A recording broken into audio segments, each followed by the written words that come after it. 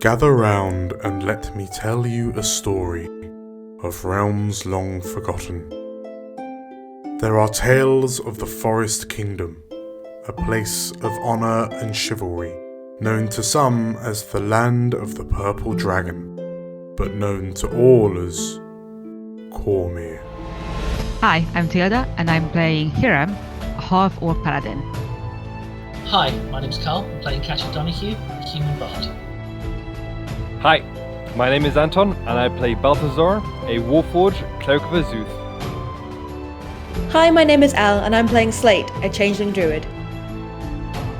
Hi, I'm Matt, and I'm playing Zombo, who is a halfling rogue/warlock. And my name is Dan. I shall be the dungeon master on this adventure.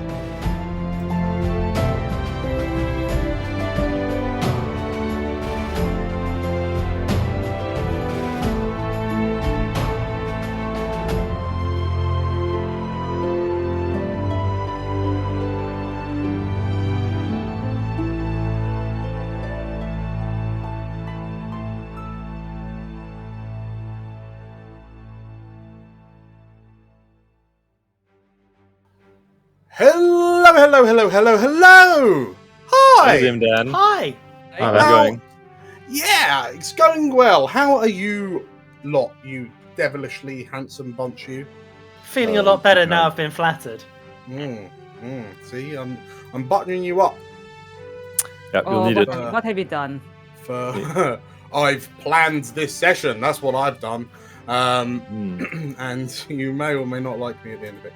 And I'll be fine. It'll be fine. We're all friends. Good times that we had. Good times. Well, we're friends now, but whether we're still friends at the end of the session is the question. Yeah, well. Yeah. So, last time we saw the Warhounds, they went portal jumping again, didn't they? They are traipsing about the Shadowfell. Shamelessly split the party. How could you? We planned How could it. you split the party? Terrible. It was strategic. But yes, you've managed to reunite the party, so your DM is happy, and you now stand in the Realm of Shadows, which is a lovely place. Debatable. Said the travel agent. But yes, who would like to rejoin the Warhounds as they venture into the Shadowfell? Let's do it. Yeah. Don't get why you're so excited, Anton. Like I'm getting all my energy out now, and then we're good. Because Balthazar currently has the IQ of nothing. A snail. I think a snail. That's about it. Or a rabbit. I have to look up the stats. I'll do some research. You have to admit, easiest role playing that you're looking forward to. Just need to make baby noises. Yeah, chirping. The Shadowfell. A realm of stagnation and gloom, it stands as a dark mirror to the material plane, a black reflection of a world devoid of life, energy, and emotion. In the aftermath of the Spell Plague over 100 years ago, the Netherese Empire returned to the realms once again, infused with the power of the Shadowfell and its Dark Lady, Shar, both a gift and a curse. Led by the Shadowvar Council, the Netherese would be defeated during the War of Shadows, causing the crumbling of the Netherese Empire and tempting the people of Cormyr with the prospect of peace. However, this is not the first time the Netherese have fallen, only to rise again with new and powerful allies. The Warhounds have boldly stepped into the Plane of Shadows in pursuit of their foe, but tragedy has befallen one of their number. And so,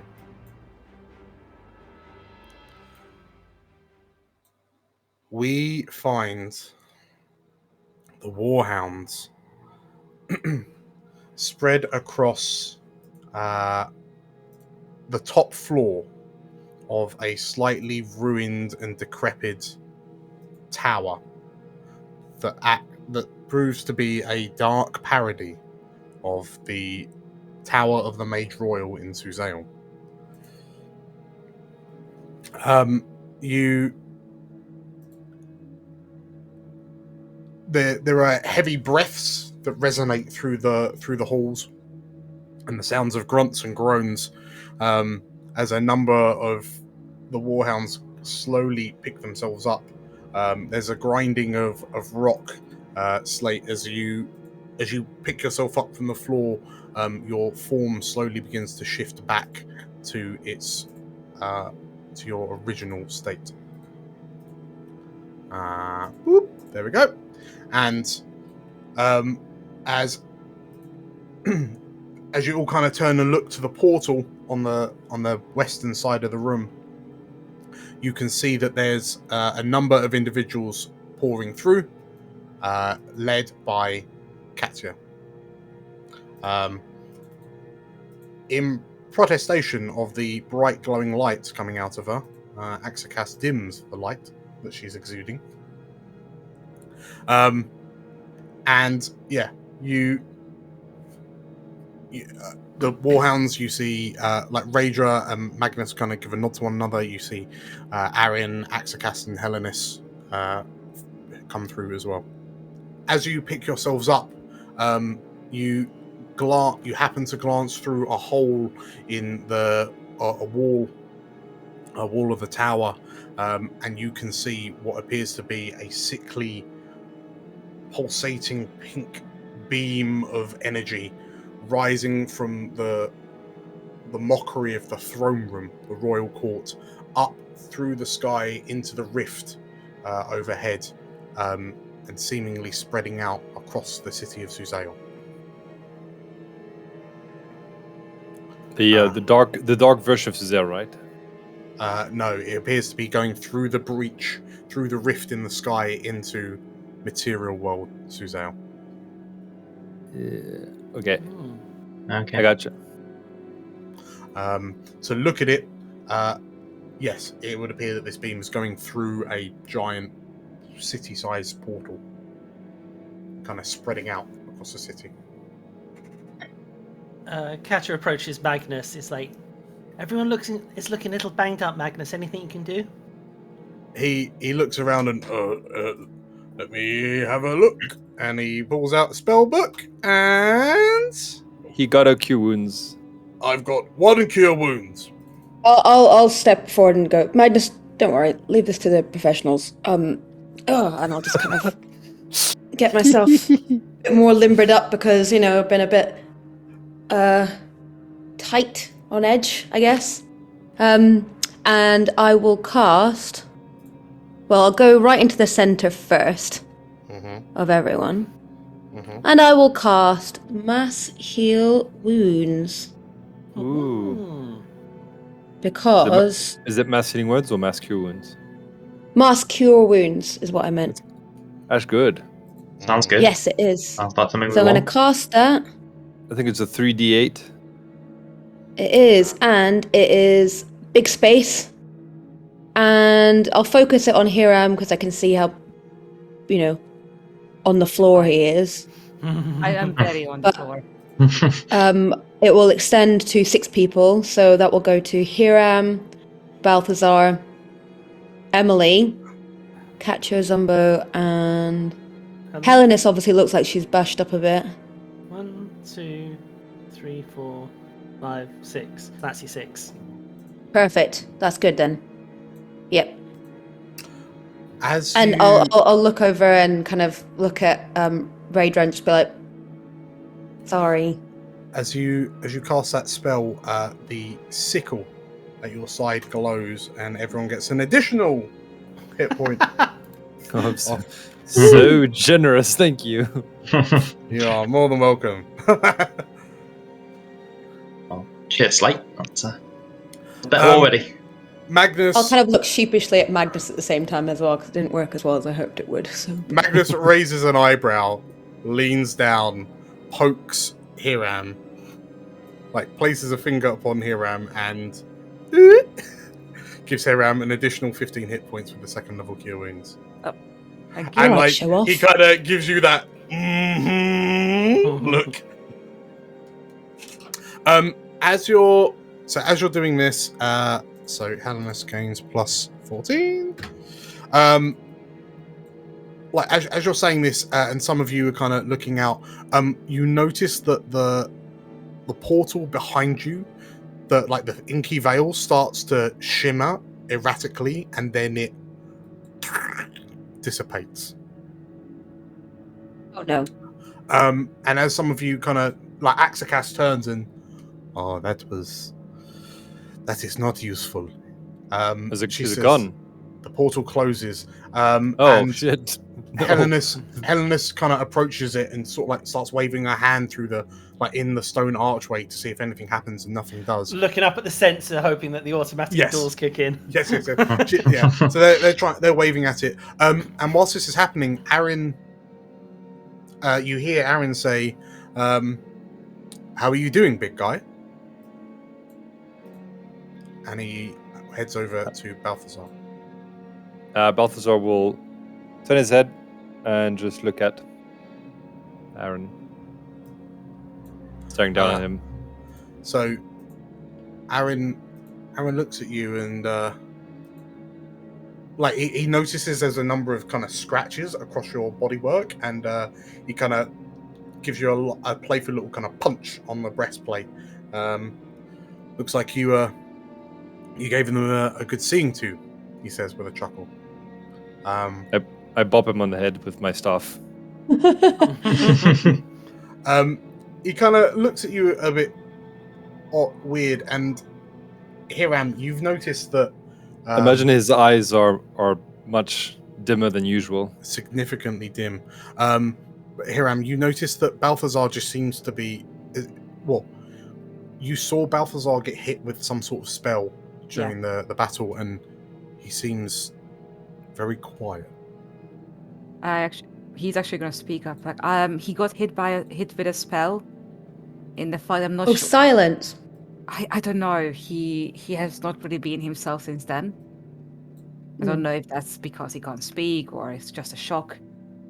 I'll wander up to Balthazar and kind of go, "Hey, buddy, you okay?" And then kind of do like a little mild shake. Hello. So we're going to shake him. Little thing pops up on his chest, like a little triangle that sort of says, "Ask again later." Shaka.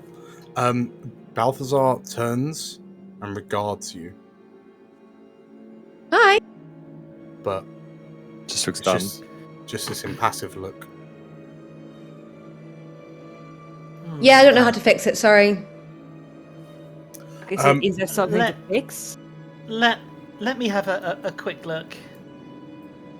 And Katja reaches up, touches Balthazar on the head, and casts Detect Thoughts. By the way, a rabbit and a rat has 2 intelligence. Balthazar's on 1. which means I won't actually detect him at all through Oh, really? the spell. He's The stupid rabbit in the hutch. Yeah. You, Does the spell actually mention the intelligence? You can't Yeah. detect. That's only if you're trying to detect creatures. if a creature you choose an intelligence of 3 or lower or doesn't speak any language, the creature is Yeah. unaffected. So yeah, doesn't work. You on you. try to reach into Balthazar, and there is nothing. No response. Just the same kind of void emptiness you felt in the people who have been transformed on the ship. Katja sort of, she focuses for a while and then sort of, it's silent in there. She sort of looks up again, struggles and tries again. It's like he's not there. It's like there's something, just the basic instructions, but I'm not getting any thoughts. Okay, so it's a spell. You said, Hiram, you saw a spell. Yeah, it was definitely a spell, but I am not a spellcaster. I don't know what kind it was. Okay. Well, let me. Do we have something that just dispels magic? Like cast the spell magic. Balthazar will start walking and start following Drool around. Good choice.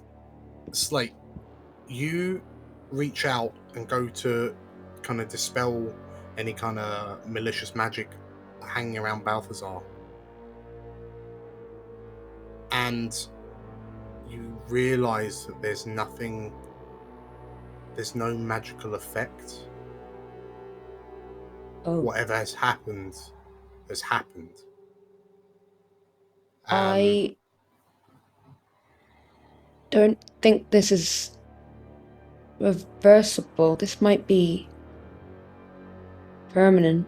And then I'll start shaking Balthazar a bit more, like, rigorously and trying to find, like, is there like a clockwork kind of thing going on here? Do we have, like, a key, or is there anything we can kind of maybe fire? I don't know. Does that work? I don't know how this works at all. I mean, we could always try, if it's possible, turning him off and on again. Yeah, I mean, does he just need like winding up again, like a watch, or do we need to plug him in somewhere? Maybe. Does he need new shoes? Maybe we should not do that because. Oh wait, do we have a way of contacting the gnomes? Magnus?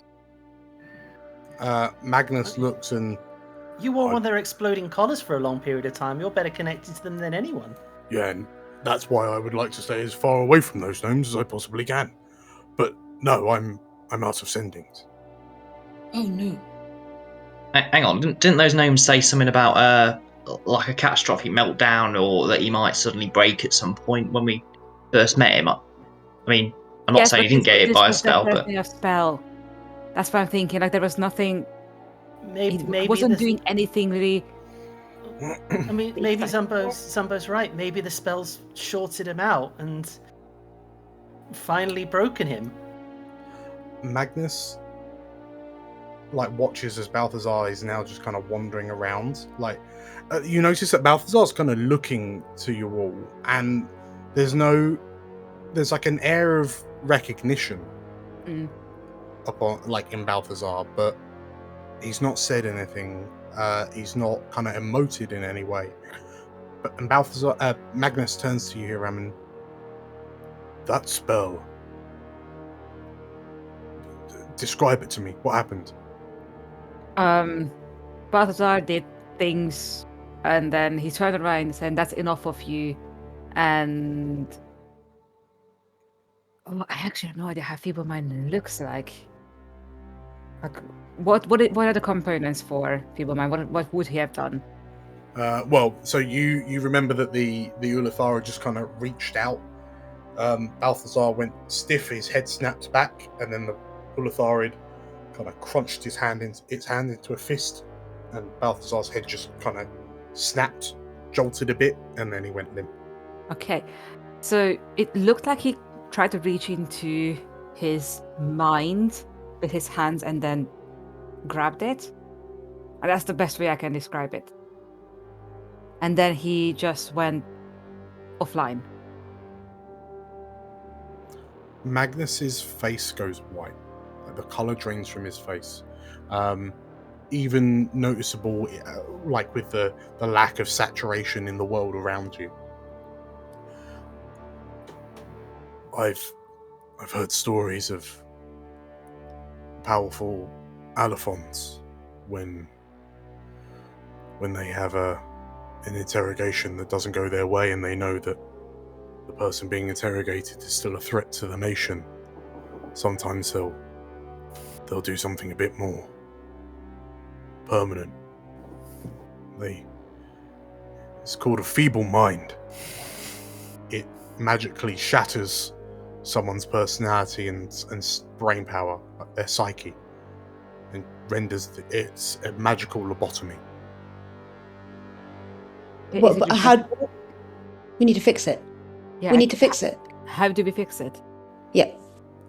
Magnus kind of, his eyebrows wrinkle, and like I say, these are used for people who are deemed too dangerous for the nation. The knowledge within their minds is too dangerous, and the risk of resurrection too high. so they get feeble-minded. Okay. And he are you turns and telling looks me up to Balthazar. irreversible? I mean, it's one of the most powerful magics anyone can cast, and to remedy it requires equally powerful magics. I've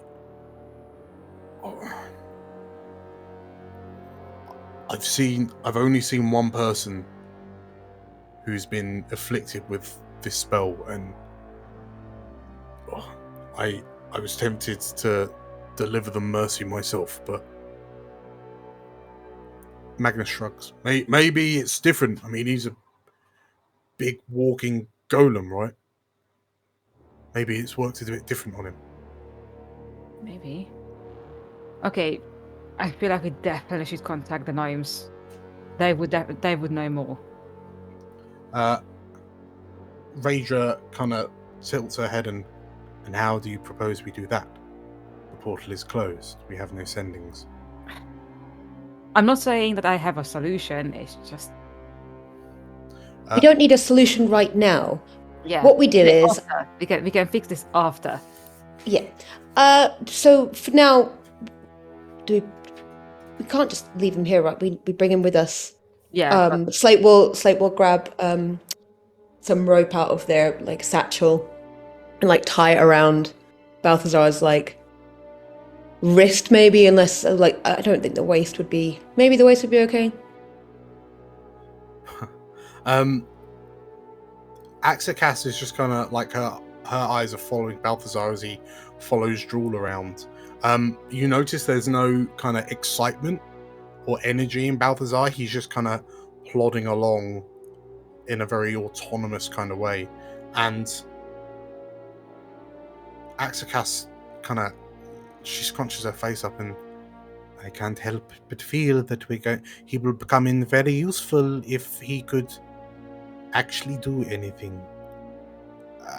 And perhaps we should see if he can be fixed now, she says, and kind of gives a shrug. But Raedra is looking out a crack in the window, and you can see like the looming silhouettes of mind flayers scattered across the sky. And she frowns, and I don't know if we have time for that. We might just have to drag him along.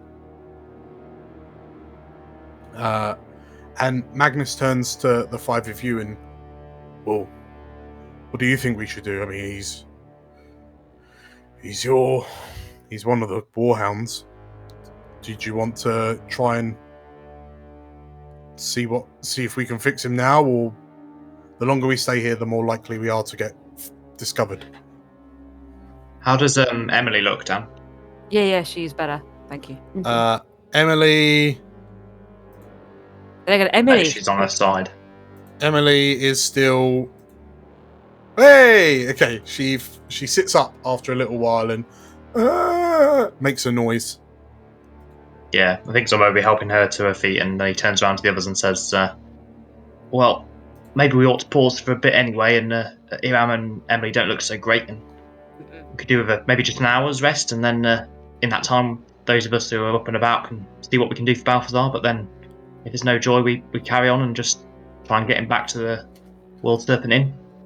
Bring him here for me, because Hiram is still on the floor, by the way. Like, he did not get up. Yeah. Okay. And he's going to take out the 2 potions of hell he has and give one to Emily and keep one for himself. Oh, okay. Okay, so as Drool and Balthazar run around the room, how much healing is it? Is that 5 healing for Emily, yeah? That's 5 for Hiram. Let's see if I can roll better for Emily. And I'm guessing she doesn't have temp hit points anymore. Hey, she should be on 34. 34. Cool. I'll set that for you. Thank you. So, in that time as well, Slate will be walking up to Axakas, asking what Axakas thinks that they should be doing to try and help Balthazar. Okay. So like as you kind of look over, like you're all watching as Balthazar's just kind of like plodding along after Drool. Raedra is scanning the skies. She turns to you and says,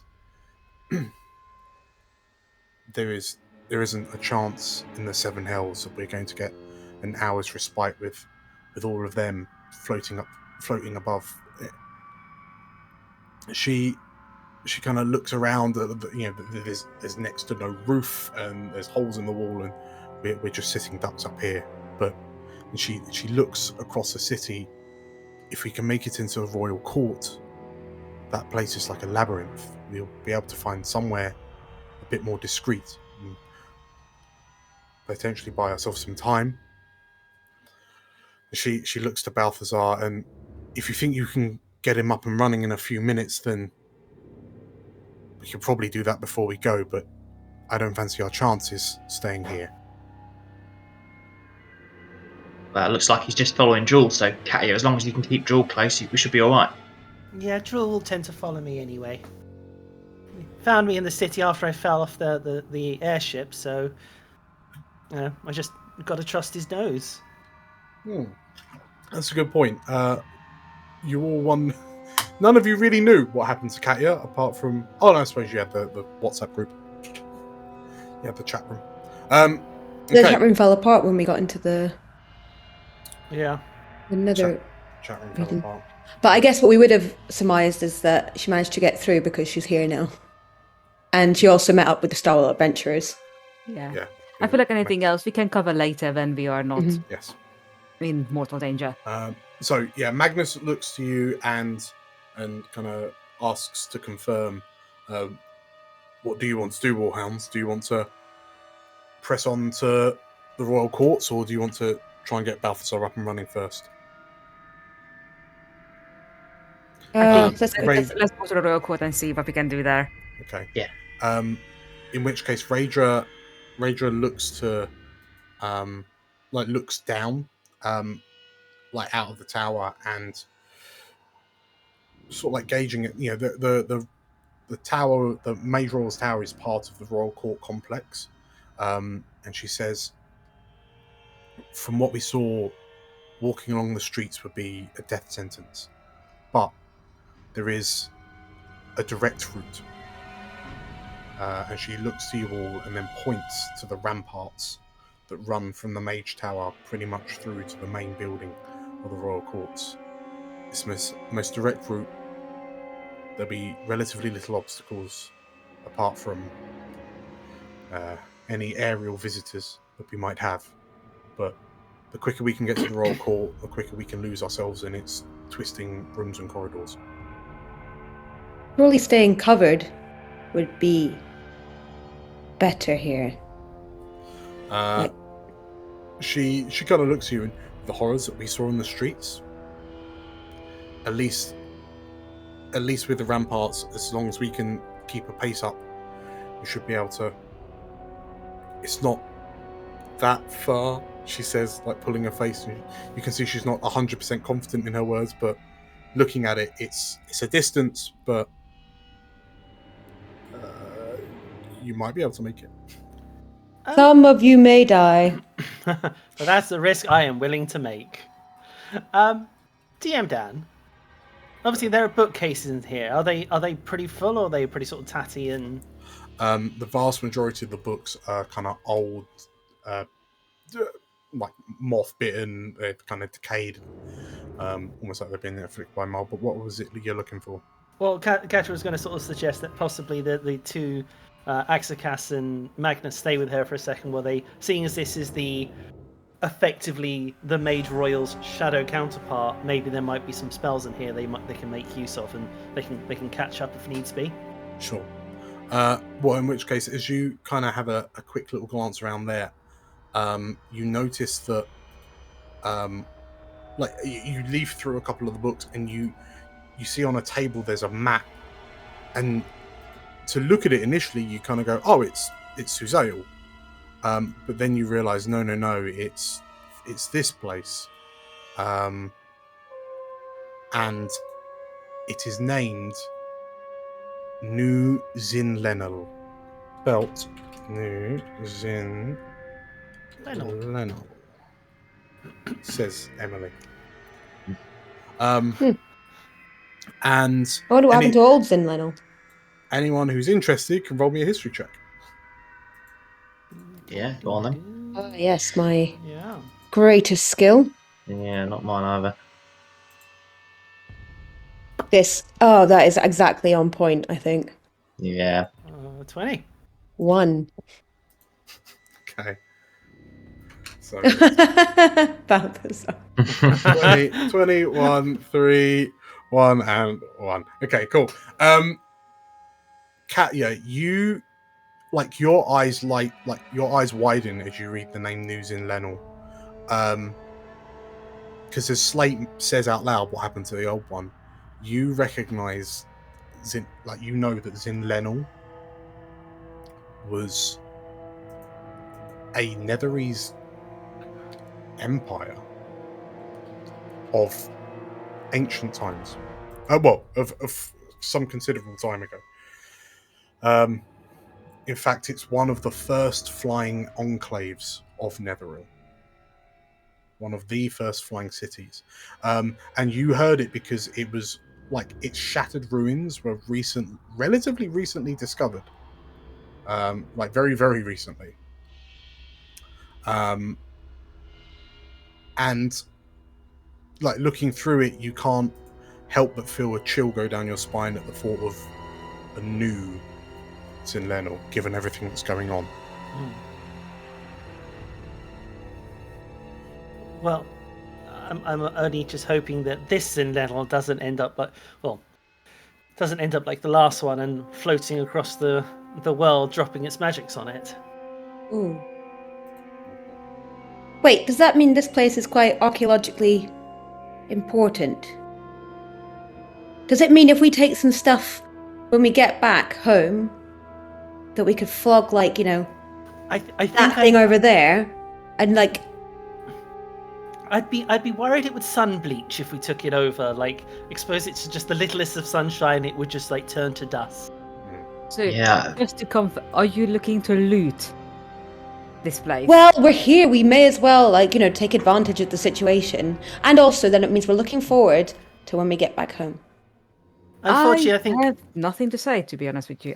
Okay, at this as well. I don't think there's anything worth looting anyway. Most of these spell scrolls are just, as she holds on, it just crumbles and holds a book and all the pages fall out. It's I think most of the stuff here is past its use by date.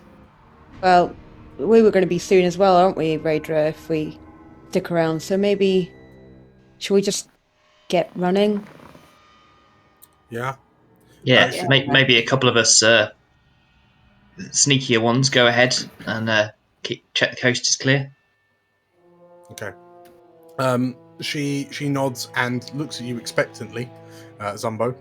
Oh yeah. That I suppose was me, innit? Yeah.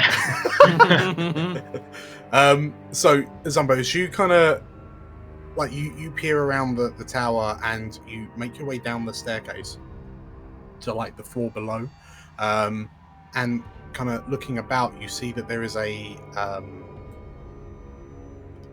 there is basically a hole in the wall with a little hop down. You'd land on the ramparts that kind of run up the side of the tower, and then if you stick to that rampart, it's effectively a straight run all the way west across the city to the Royal Court. Okay. Yeah, I'll run back up and tell the others it's go time then. Okay. Is there anything you'd like to do to prepare before you go? I don't think there is anything I can do really. Okay. I'm a bit low on gas. As are we all. Okay. In which case, I would like to do something. Yeah. Would I? How much of a run is this going to be? Can I ask? I mean, it won't be. How long? How long is the spell you're thinking of casting? 20 foot. Huh? No, I mean, 20 foot. What's the duration? Sorry. Yeah, Oh, you didn't duration. specify. 1 hour. Oh, fine. Yeah. This isn't a marathon. It's just it's a 400-meter sprint. What is that? It's definitely not. Okay. So, Okay, that's fine. Yeah, I mean, if we to show you here. So you are currently in the Mage Tower, and you're heading. Basically, the ramparts lead across, like in a southwesterly direction into the buildings proper. So it's a relatively straight line, but yeah. So Probably would 20 foot work? Well, it's in terms of running, it's going to be about a couple of minutes. In terms of distance, that depends on how quickly everyone runs. Yeah. Okay. I mean, but it seemed, because this is a thing that specifically focuses on a 20-foot radius. Sure. In which case, So- anyone that's with you would benefit from it. Yes. Brilliant. Okay. I will like to then, if I can go back to where I was. Where was I? When I look outside before we start, Mhm. I don't know if this would... No, actually, I changed my mind. Okay. After all that, I've changed my mind. I don't think it'd be beneficial. I think it would just make sure that everyone couldn't see anyway, and that wouldn't be helpful for them. Were you going to cast fog cloud or darkness on yourselves? Yeah. Okay. Running with the lights off. Cool.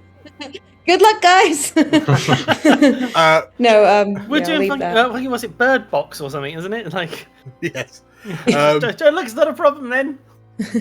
Right. So, shall we get this started then? As Zombo kind of guides you down onto the ramparts.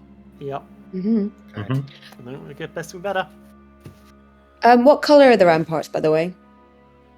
They are a colorless grey. Brilliant. Okay, that's great. That works for me. I would also like to change my shimmer to match that kind of grey. Are you going to chameleon? across Yeah. Very good. Very, very good. Okay, so as you make your way down, you kind of hop down onto the ramparts. You're joined by Raedra, Magnus, and co. And as you look along this rampart, and like it seems to stretch on further now that you're on it, irritatingly. But as you all take a deep breath, you begin your you start at a jog and then begin to build up speed. The ramparts themselves are about 80 feet off ground level, which is what you'd expect from the castle ramparts of Suzail. But you also notice that the ramparts themselves are heavily kind of damaged. There's fallen masonry. There are the weird kind of vine type things you've seen kind of creeping out of the stone, kind of gripping at it like prying fingers. And as you kind of make your way onto the ramparts and you begin running along, you look around and you hear you're watching the skies, and you see a number of the silhouettes kind of turn to face you, and then there's a crooning noise, the kind of a mournful wail that reverberates across the skies. And as the shapes begin to glide down towards you, you notice, those of you at the back, glance over your shoulders and notice that the mists seem to be churning and moving. And as you look, a number of shadow-like creatures emerge from the fogs behind you, and with a they begin to chase you. Oh dear. So, There's a lot of them. everyone, if I could please have an initiative roll. Oh, they don't look I nice. have to ask you, Dan. Did you have to make that noise? Yes, I did. Mhm. Okay. Hate shadows. Hate shadows. So as these shadows are the freaking worst. Man. These shadowy creatures emerge. You notice that a number of them are kind of, as they swoop along, kind of glide across the top of the ramparts, kind of skitting off and coming back in, like a pack of kind of baying hounds chasing after you. Some of the shadows kind of rattle as they drag spike chains that bounce along the top of the ramparts towards you.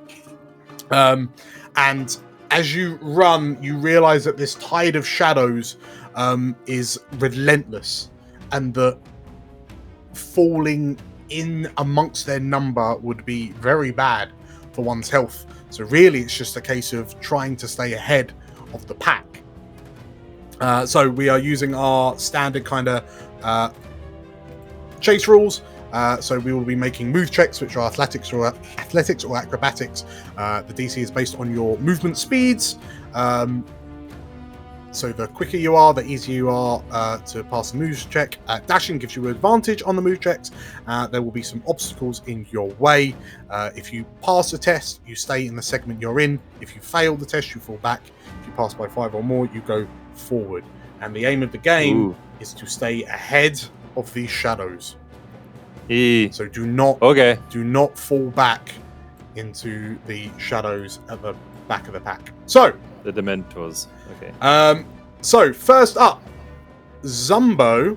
As you see these kind of creatures chasing after you, and you and kind of pick up the pace a little bit, the fogs begin to thicken in front of you. You need to make a DC 15 Constitution save, or you're blinded. And your move check is rolled with disadvantage. Okie dokie. Okay, so you squint with your one good eye and manage to kind of wave the fog out the way of you as you run through it, and you're you're fine. So as a move action, you make a move check. You can dash if you like as your action, or you can keep your action for something else, like helping others or casting spells or whatever. So as my action, if that's okay, I'd like to take the potion of speed out of my coat pocket. Chug that back and throw the glass bottle over my over my head as I start jogging. Okay. So I think that gives me haste for a little bit. That does, and that increases your speed by 10. Doubles my speed. Doubles your speed to... I'm now 50 foot. 50, okay. So 25 before. Okay, in which case, so as you make your move check, your DC will now be DC 10. 10? Yeah. Okay. Nice. That was my action to drink it though, so I'll dash with my bonus action. Yeah. I'll dash with my... Bonus action. Yeah, I've got so many actions there. I'll dash, and then I'll make my move check. Sure. Okay, so roll with advantage. Thanks. And I'm going to use athletics, I think. Yep. Is that... no. I'll use it. Can I use either? It's acrobatics. You can use either, yeah. Yeah, okay, I'll use... I'll be jumping along, I'm moving so fast. Oh, nat 20 to kick things off. Okay, so you all watch as Zumbo goes, nah, as he sees all these shadows appear behind him, and there's a boom, and as he starts vibrating at an alarming speed, and you watch as he tears ahead of the pack. Wow. Tarzan going, go. Very good. Emily. Emily is gonna run. Like, she had such a bad day so far. Sure. A bolt. It looks like she still has a bardic inspiration. If that might come in useful later. Yes. You move check, athletics or acrobatics. It'll be DC 14 for her. She gets advantage. Acrobatics, I think. Yeah. Oh, sorry. Before you do that, she also needs to make a con save. Okay, so she already failed the acrobatics, if it makes you feel better. Constitution is 19. Okay, so she also blows through the same fog that Zumbo fell foul of. Is she dashing? Yeah, she was trying to dash. Yeah, you need to roll with advantage. Roll one more. And at this point, I am going to use the bardic inspiration for her. Yeah. It's a D8, D10? D10. D10. 17. Ooh. Yeah. 17. There we go. Okay, so that passes not by 5 or more, so she kind of stays where she is, like ahead of the pack. Okay, so that was a dash from Emily. Katya. Is anyone going to be struggling with athletics or acrobatics? No? I've got a +1 no. on athletics, but That's not great. Yeah. Yes, I was Who thinking. is I was thinking of L? hasting someone, but do you have acrobatics, Elle, or are you literally just +1 on either? I'm +1 on athletics, so that's all I'm going to say about the matter. Okay, but then again, I hope you have a wild shape left, because I imagine you'll just turn into like freaking Yup. cheetah. I've got some other tricks up my sleeve. Also, So I can just pick up Slate at this point, to be honest. Should I just hasten Balthazar? I think that's probably going to be the smartest Maybe, yeah. thing to do. I'm got +6 on athletics. I'm pretty good. Yeah, Okay. also, Ooh. Balthazar would have no concept of what the fuck is going on, so the haste is kind of basing on You him. just Balthazar's just Terminatoring his way along. Very much. Yeah, as Alright. long as Drool goes fast, Balthazar will also go fast. Katya, you received no complications, so what do you want to do? I will dash acrobatically. Yaha. DC 14. 23. Okay. And Parkour. parkour! Parkour! You managed to, you kind of like tear ahead of the group. Running through the streets of Suzail as a youth has given you the ability to kind of see things up ahead and kind of jump out the way and kind of vault some of the obstacles. Any bonuses? I have one bardic inspiration left. If we're gonna have a short rest later, I think I'll throw it. I'm gonna throw it towards Slate. Slate have a bardic inspiration. Ooh. Okay, so as Katya runs off, she like strums a quick tune on the lute. And Draw. Drew has nothing in his action economy here, so he's gonna dash and. Draw suffers no complications. Awesome. He's just going to dash and So use Draw, his Dashingly. athletics. so draw speed is 40, so that's DC 12. 23. Nice. And Draw keeps up with Katya. Drew looks back at Balthazar like, "Row, row."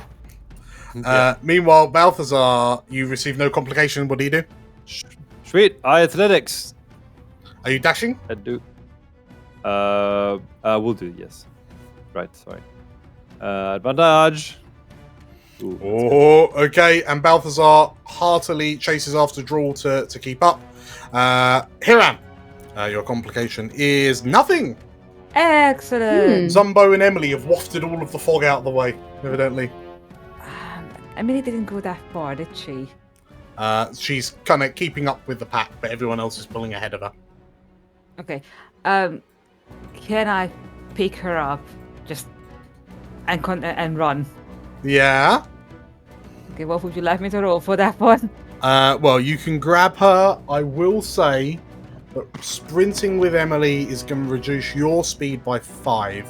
So your DC goes up to DC 15. Okay. Yeah? Okay, I'm okay with that. Okay. In which case she is grappled. Is she? Huh? As you scoop her up and go here and go. Because of Emily, do I roll with disadvantage or just You roll normal. You're just slower as a result.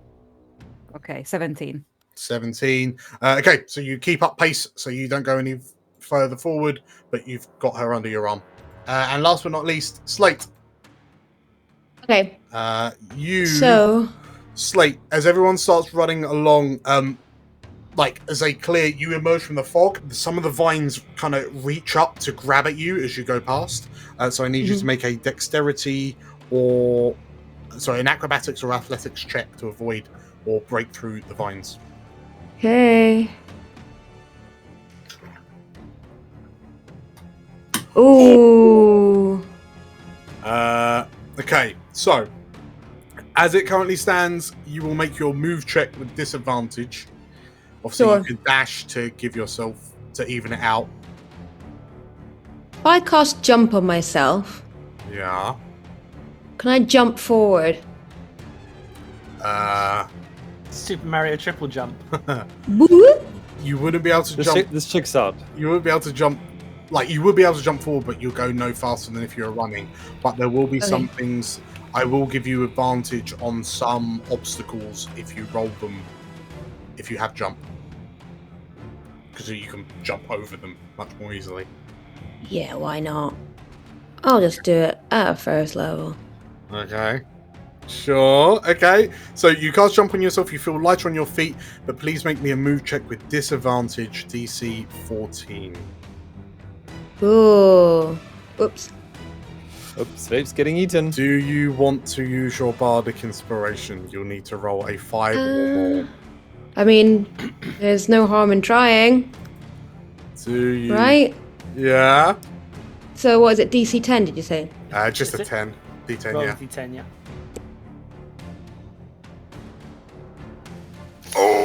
Oh. Yep.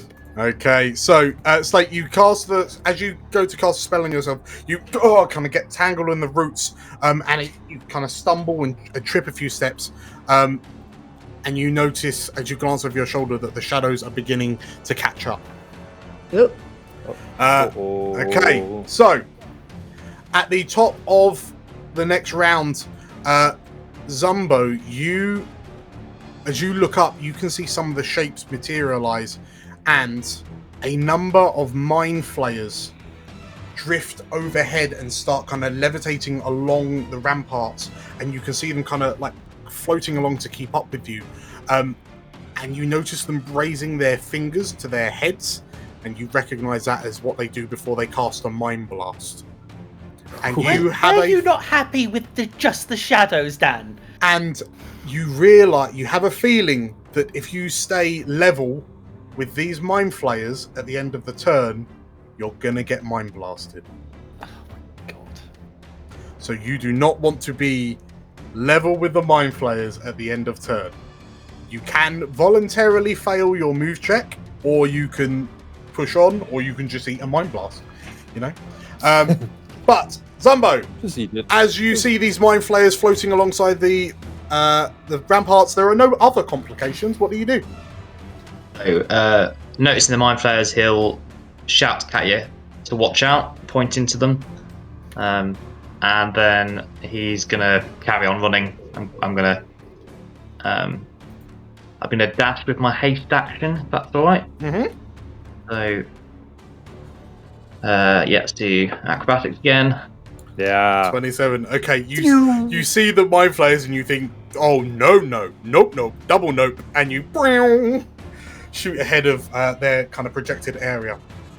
Yeah, and then looking back over his shoulder to see how everyone else is doing, you'll probably see Slate falling behind a bit and the shadows closing in.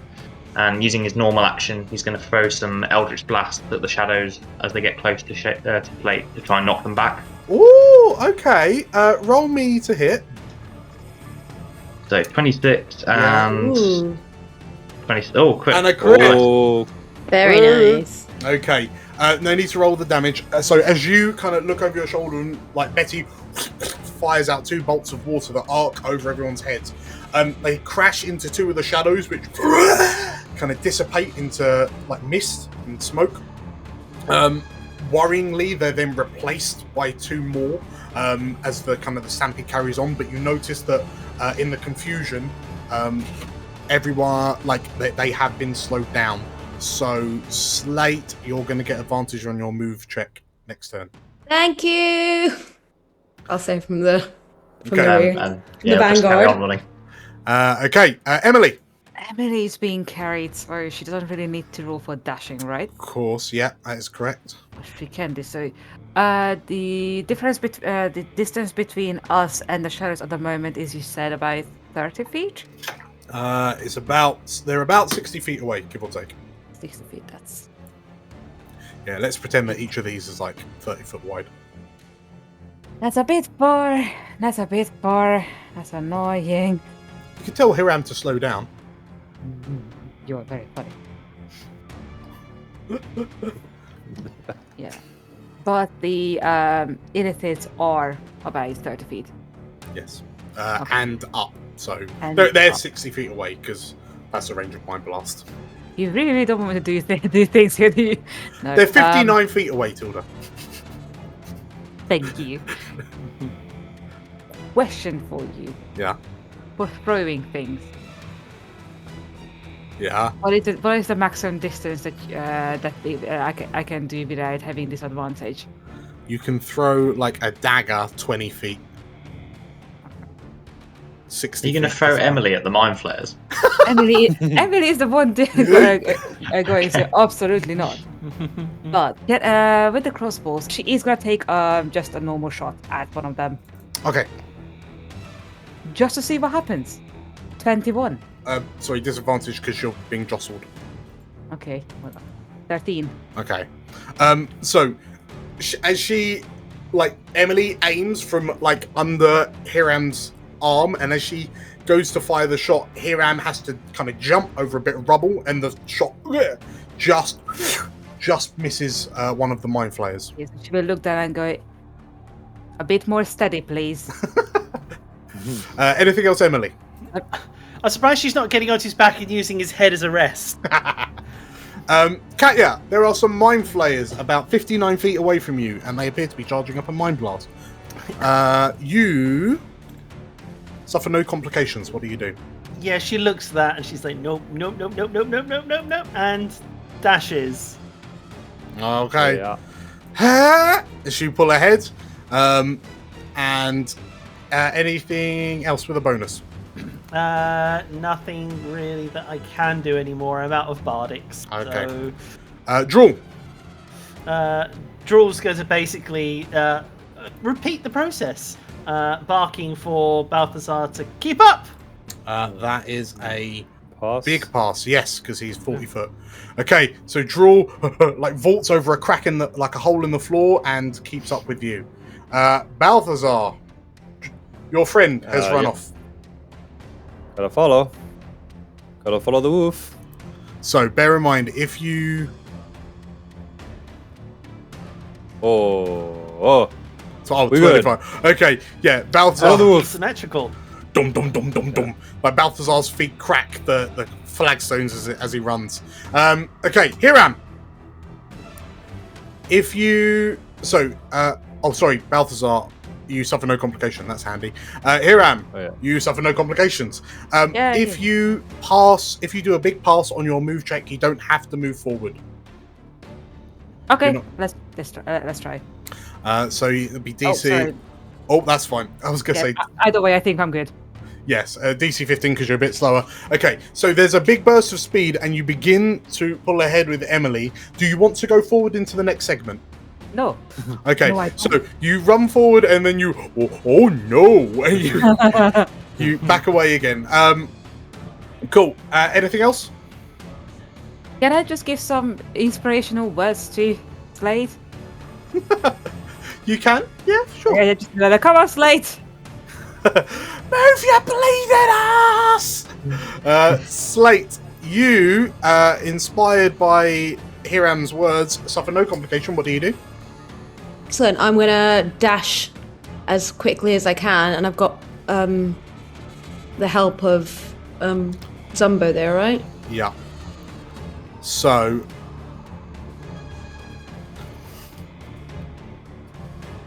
Nice knowing you guys. Okay, so Slate, you kind of watch as these water bolts arc over your heads, kind of crash into the shadows behind you, and as Hiram shouts, like, hurry up, a surge of shadows kind of swarm out and envelop you. You take 25 to hit. Yeah. You take 26 Oh, jeez, Dan. damage as the shadows they start like pouncing on you. You start to get kind of raked with chained whips, and you can feel kind of slashes across your back and what feels like bites as you kind of get caught up in the wave of shadows behind you. Oh dear. As this happens, you all hear a as a that section where the mind flayers were is blasted with psychic energy. They curse and then drop back, and more join the fray. Oh dear. Bad. More join the fray. More. So, top of turn, Zumbo, more mind flayers. What do you do? Yep. Okay, so hearing Slate's yells, he's going to keep up the barrage on the shadows and try and give Slate an opening to get free of them. Sure. Sounds good. 17 and Yep. 15. 15. Okay, so Slate, you get advantage again on your next roll so some of the shadows kind of, as they go to swarm you, they're kind of blown back by the gusts of water. And Zumbo, can you please make me a DC 10 dexterity, acrobatics or athletics check, please? So this is... As you are impeded by a piece of fallen rubble, a fallen pillar. No worries. Okay, so you vault the fallen pillar with ease, and then your move check. Yep, sure. Okay, and you tear past the mind flayers. Your brain will not be theirs today. Anything else? Yeah, I haven't used my bonus action yet, so I think we will drop a tentacle, basically here, just in case any of them are left. The tentacle can try and absorb some of the mind blast. Sure. Okay, that makes sense. So in actual fact, the tentacle just kind of worryingly, it sprouts out of your back, and it's kind of waving like 30 foot long, just kind of waving wildly behind you. Fine. Yeah. Okay, so we will. I kind of imagine it diving like a dolphin and just this tentacle just like keeping alongside them, Nessieing almost. Yes. Okay, Emily. Any actions while you're being carried? Yeah, she's going to shoot the shadow in front of Slate. Okay, yeah. So try and sounds good. Roll to hit, and it'll be a normal attack because this thing's just a tide of shadows. 15. That is a hit. Okay, Yeah. so Slate, you've now got advantage and +2 to your roll. Cool. Thank you. Anything else, Emily? No. Okay. Let's have some more shadows. Yeah, let's do that. Katya, you suffer no complications. What would you like to do? More mind flayers have turned up. Yay! How far away is Slate? Slate is currently 30, 60, Oh, okay. about 120, 150 feet away. Okay, never mind. It's too far out to do what I want to do. Everyone's kind of too far out, so she's just gonna basically just repeat the mantra of just like with each like time she leaps something, just like nope. Yeah. Yeah. And you managed to keep. You're keeping up with the magically boosted Zumbo. It's his little legs, bless him. Anything else? There's nothing I can do, unfortunately. Okay. Drool. Unfortunately, just Drool's gonna have to do much the same. Nice. Drool also passes and shoots forward. So the two of you advance. Balthazar. Let's do the athletics. Avantage. Is there an impediment, by the way? There is not. Also one for Drool. Hey. Hey. There is not. What up, a Drool? Hey. We good? Woo. Cool. So Balthazar has just flawlessly kept up with this sprinting dog. Yeah. Okay. Balthazar, I know you're not able to understand me, but you've definitely got some sort of sprinting game there for a mostly metal and wooden machine. Balthazar looks at you and nods. Hiram. Yep. You are carrying Emily. You notice that there seems to be a relatively safe spot between the mind flayers if you can make it forward or if you drop back. Where do you want to go? No, I would like. I don't really want to leave Slate alone though. You can elect to fail, drop back one, and then potentially help Slate in a sec. Well, tell you what. First off, the ground underneath your feet begins to give way. An acrobatics check, please. An acrobatics. Ooh. The ground under your feet begins to crumble. Oh. So you Okay, stagger and stumble. I am moving forward. I have Emily on me. I can't. Yeah, I'm moving forward. Okay, are you dashing? I am dashing, yes. Okay. So disadvantage? No, not a disadvantage. Yeah, normal roll, right? 'Cause No. it's- Oh, no, Normal first- roll. So Normal we'll use the first side. one. We'll use the first roll, which was a 28. And you drive deep into your resolve, and you pull ahead of the mind flayers. And anything else?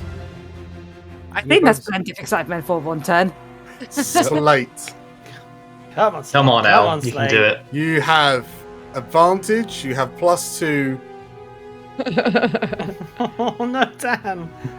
You need to You Oh. cruel, Get- unusual DM. get over a Um, DC 10 acrobatics or athletics impediment. Here, I But you do have advantage from You the have jump. Right? advantage because you cast jump. Great. Okay. you So I have get to advantage- roll again. So you have advantage on this one. So Okay. DC 10 with advantage. Okay. Here's a foolish thing I can do.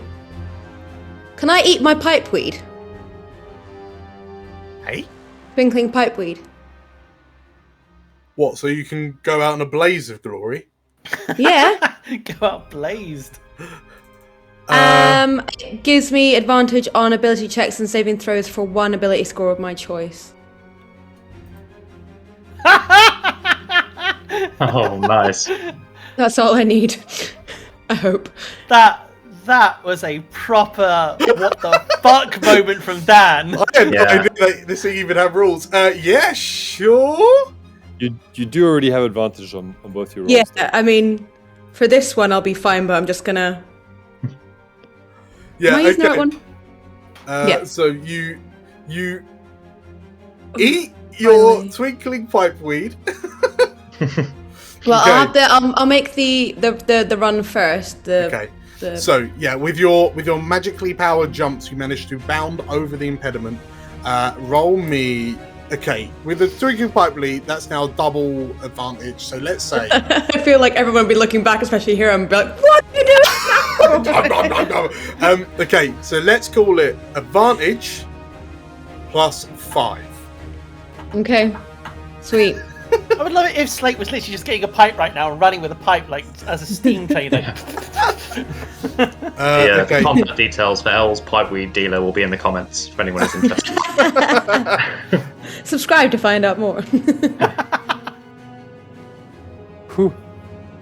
That's +5 is 19, which is just enough to pull ahead of the shadows.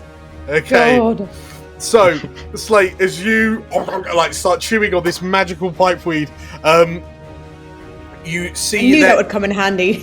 you see the air in front of you ripple with psionic energy as the mind flayers blast across the ramparts. You see bits of masonry, like Hiram. You see masonry fly, break away and fly, fly to the side in front of you. The mind flayers curse, and at the top of turn, Oh God. more mind flayers join the Ah.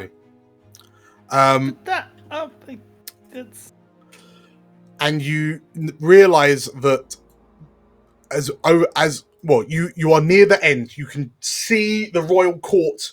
It's within reach. Within the next 18 or so seconds, within the next round, you will get to the royal court. But you see these mind flayers that now emerge above the ramparts that you're running along en masse.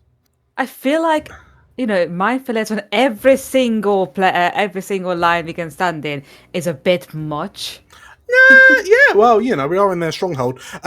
So, first off, Zumbo. There is a large pillar, like a bit of masonry that's fallen across your path. It is a full-on barrier. I need a DC 15 acrobatics check or to vault it, please. Alright, this wooden leg was made for vaulting. Let's go. This leg was made for vaulting. Oh, that's 20. Oh, Oh, my Okay, dice tonight. I'm so sorry. Seamlessly, you do the pole vault using your wooden leg over this barrier. And what would you like to do for your move check? I guess I'll be dashing with my haste action again. So, yeah, just rinse and repeat. Okay. Uh, That is enough with your super duper bonus. So you stay at the front of the pack, Cool. and you're absolutely fine. These mind flayers here, how far away from us are they? Given that So they're up in the air and stuff. they're about 60 feet away. Okay, in that case, I'm going to lob some Eldritch Blast at them. Okay. So one at each mind flayer. Okay, so 25 for the first So one, one's a hit. and And 24 for the two second. hits. Okay, don't worry with the damage. You manage to knock these mind flayers back far enough that they kind of fall out of the chase. No. sweet. And Very then good. bonus action, I'm just going to move the tentacle, basically going to bore into the ground and then burst out by Hiram and Emily. Okay. Well, you say that, it extends 60 feet out of your back. Yeah, sure. Yeah. And that's me. Okay. Emily. He is going to be very disturbed by the tentacle. Yes. I think we Yeah, can but apart from that... Wait a minute, these guys are now 30 feet, right? They're about 60 feet away. Because they're How are they still 60 feet away when they were 60 feet away when I was in the previous section? Well, they're all 60 feet away, so they can mind blast anyone 60 feet away. That makes no sense, but okay. Your math is junky. Yes.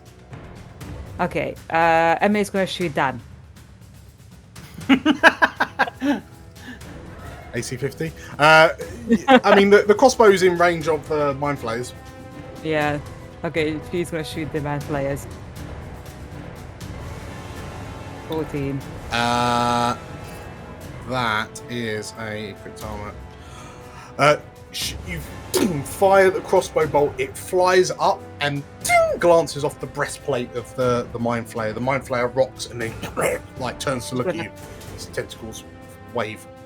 Feels like someone's cheating. And that's the end of her turn.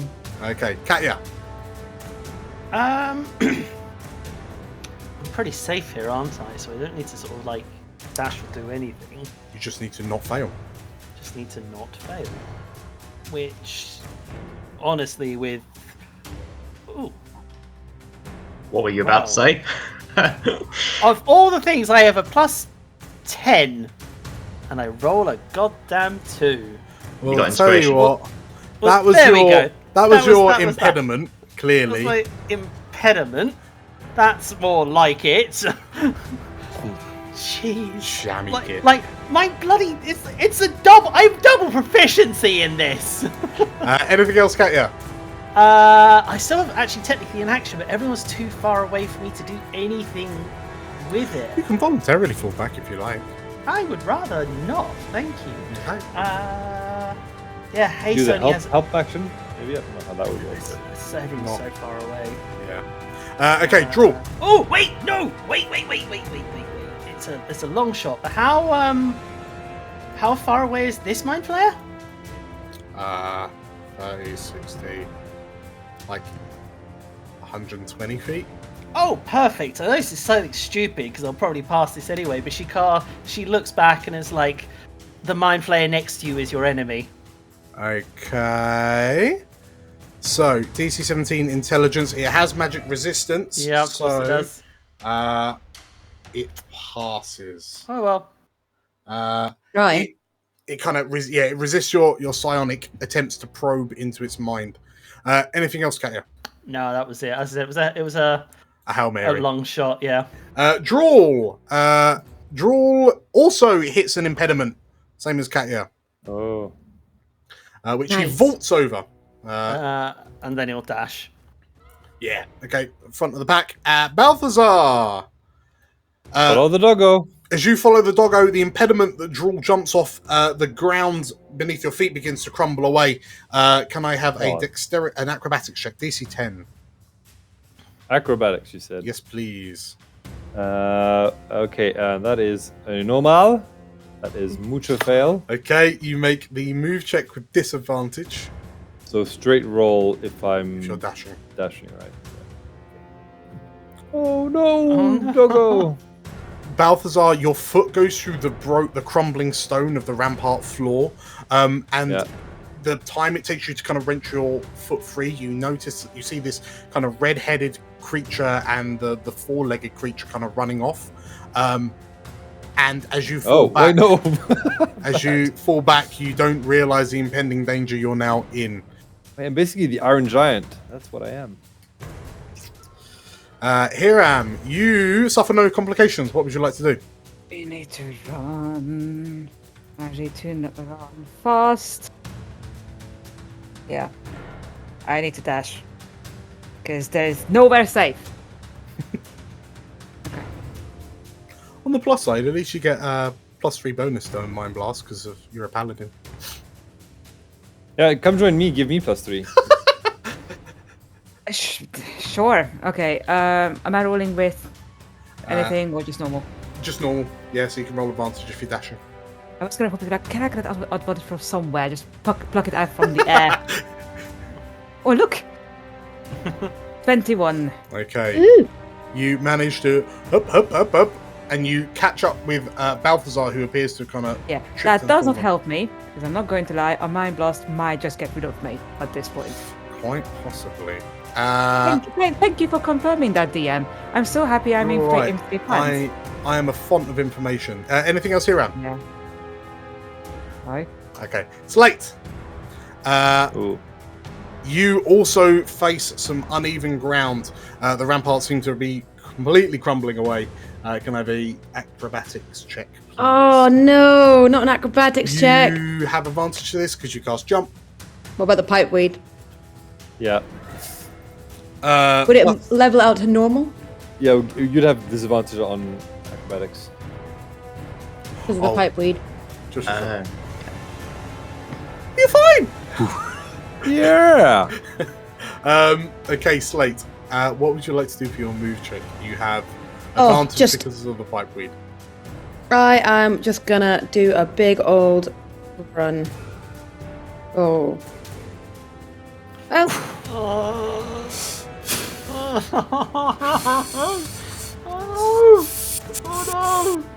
not your day, Slate. Not your day. No. So, Hey, at least I'm not gonna get blasted by the mind flayers. No, now. that's true. You successfully dodged the mind players. That might be better, actually. How would I rather go out, being mind blasted by mind flayers or torn apart by shadows? Yeet! so, Slate. You don't have an action for spellcasting, though, Slate. I do have an action. Okay, I'm gonna use my action. Ugh, this is the worst. Do something good. Heal thyself. Yeah, that's what I'm thinking. But I've all I got is cure wounds. Pick up cast cure wounds, maybe? Or, I don't know. What have you got prepared? Yeah, well, I guess I'm gonna have to go for cure wounds. I don't feel like. You could whoosh How them about away that? with your staff. Flame them Wait. away with your staff.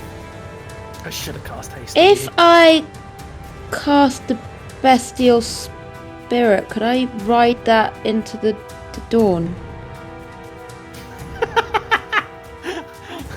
Go out the way you want to be, the form that you want to be. The bestial spirit is not large, so you can't ride it. Annoyingly. Be smaller. Okay, fine. Whatevs. It's actually small, beg your pardon. Okay, so I guess I'm gonna just cast a bit of a cure wounds. I will do it for myself, obviously, at 4th level. Nice. There we go. At least I've got Respectable. that back in. That helps Okay, punch a your little bit. 22 healing. That's big. Okay, so Good roll. as you feel the shadows begin to kind of wrap round you, you kind of channel some healing magic for yourself, and like you look up as the hands start to crawl past you, and you can see like Hiram is carrying Emily, is running alongside Balthazar as some mind flayers begin to swoop in. You see them bring their hands up, and as you see their eyes begin to glow with this kind of white psionic energy, Slate, you hear a loud, deafening roar. There is a big swoosh of air, and you feel an intense heat behind you, and you feel fire lick the back of your neck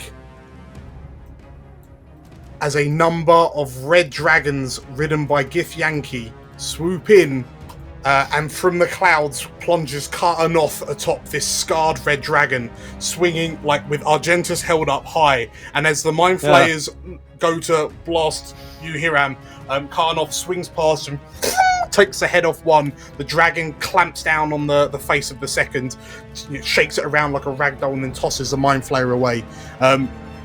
And the shadows are beaten back by the dragon's flames, as are the Mind Flayers before they get a chance to cast their Mind Blasts.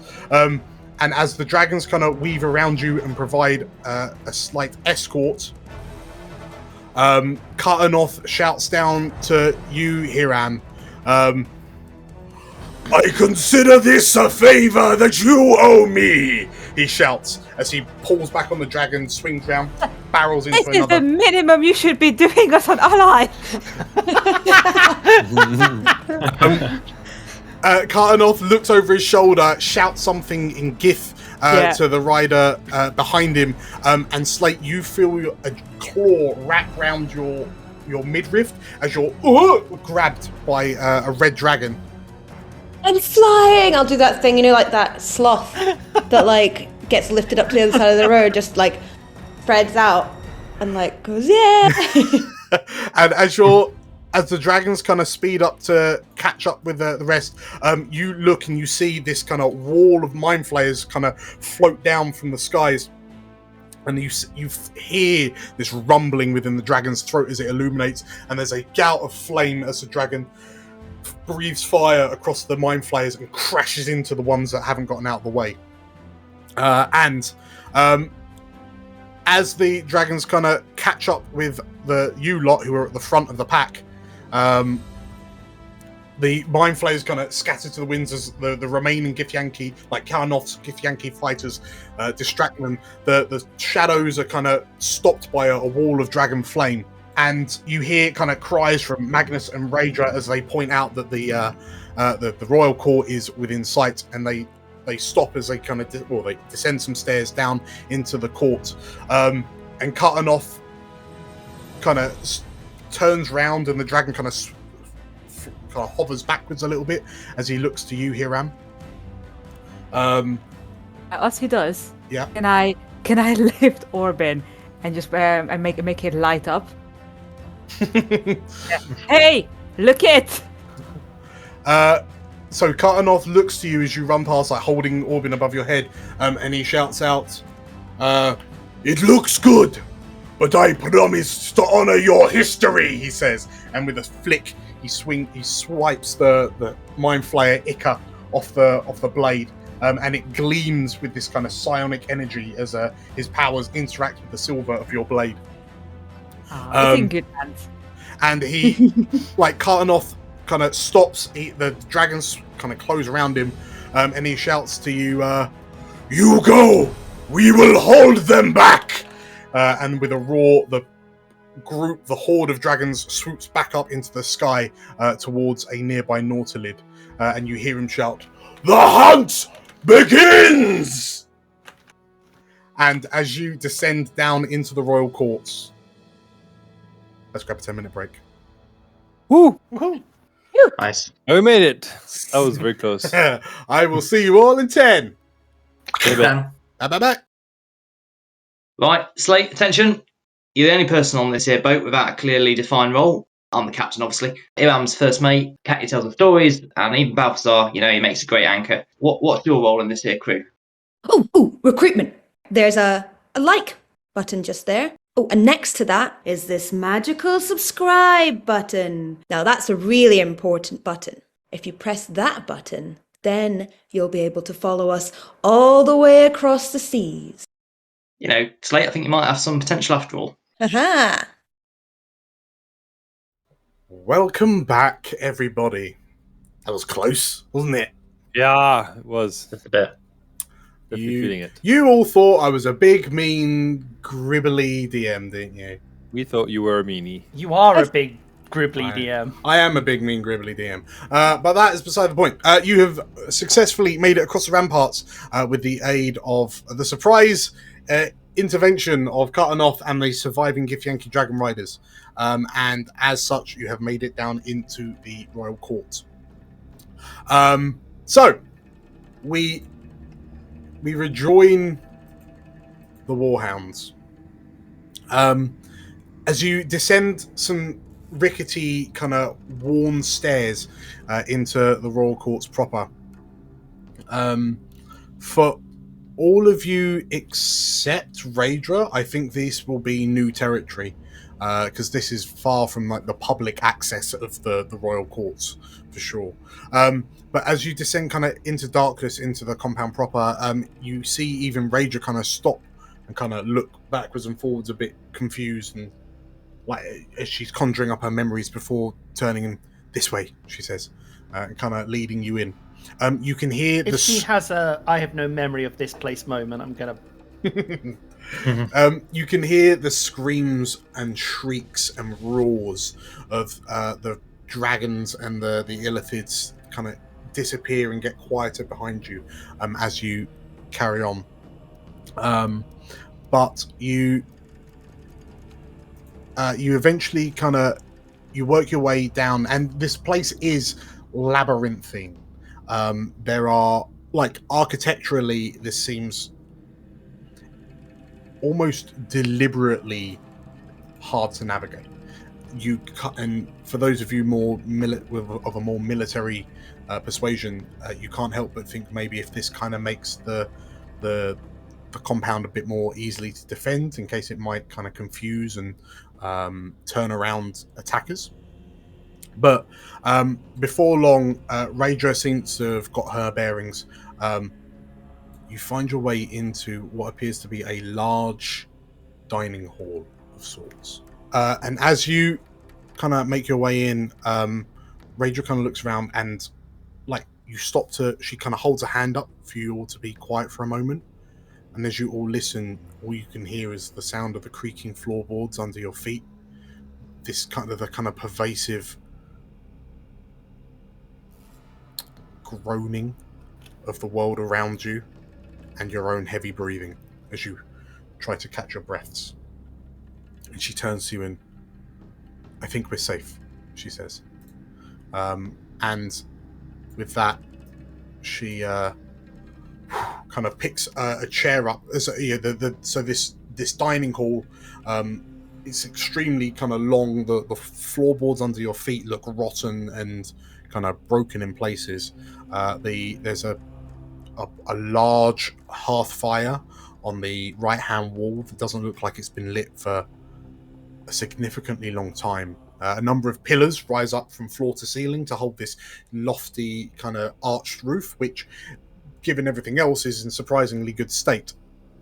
The table in front of you is stereotypically kind of long. There is a faded, kind of chewed up purple tablecloth that runs the length of it.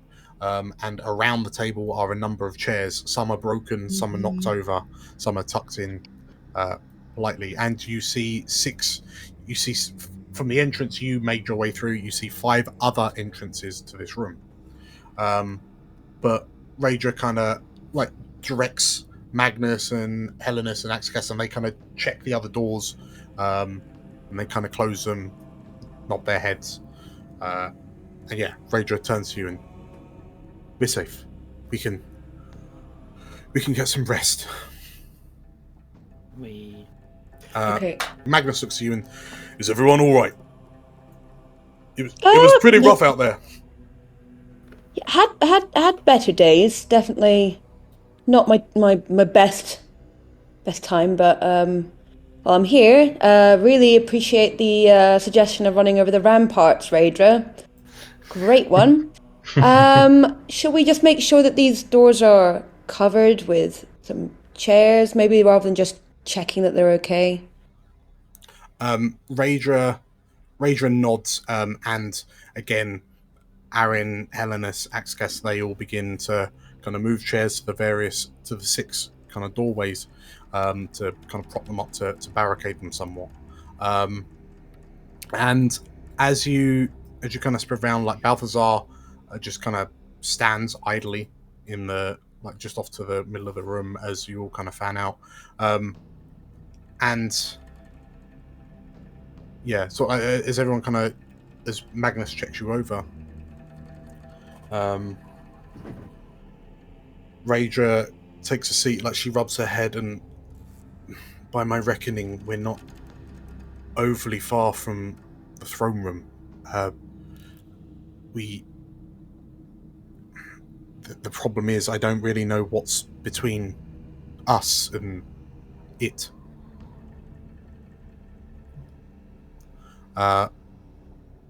She sighs. I'm glad that you're here with me, Warhounds. I feel more confident for your presence. I think by way of an answer, Zumbo's, whose potion of speed's probably worn off, so he just toppled face first into an armchair. I will go. Slate will go up to Hiram and use another 4th level to cast Cure Wounds. Oh wow. Hiram is going to reach out a hand and put on your shoulder, and like, you are my new favorite person in this group.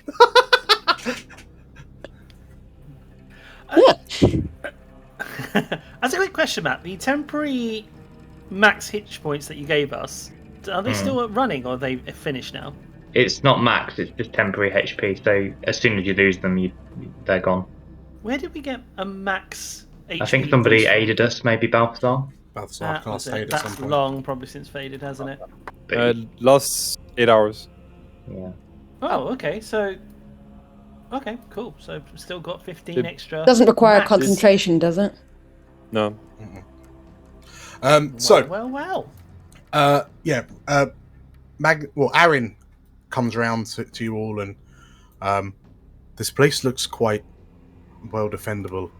And looking at it, there's long corridors from all other directions to here. So if anything clatters along, we'll hear it coming. So I suggest you grab some rest. I think we're going to need it before the day is through.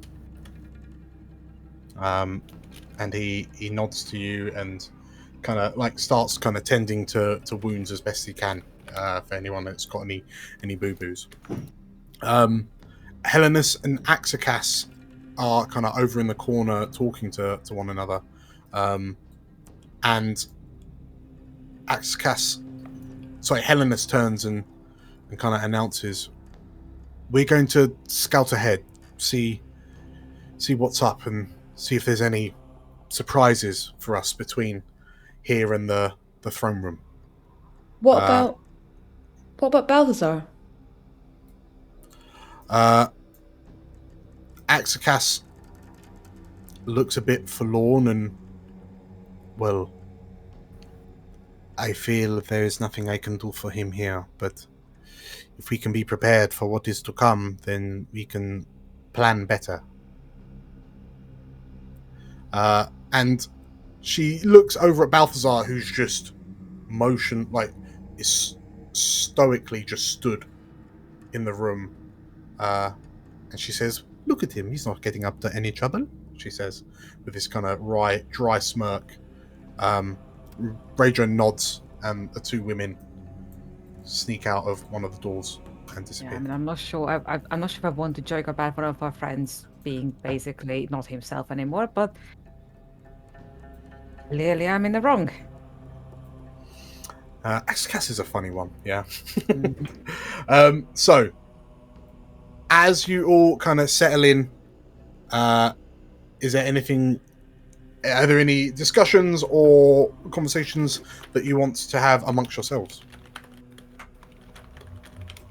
I think once Zombo's had his initial power nap and wakes up feeling a bit rested, he probably perks up a lot and starts teaching Katya a really crude song about the legendary mermaid Mirabelle and his journey to find her.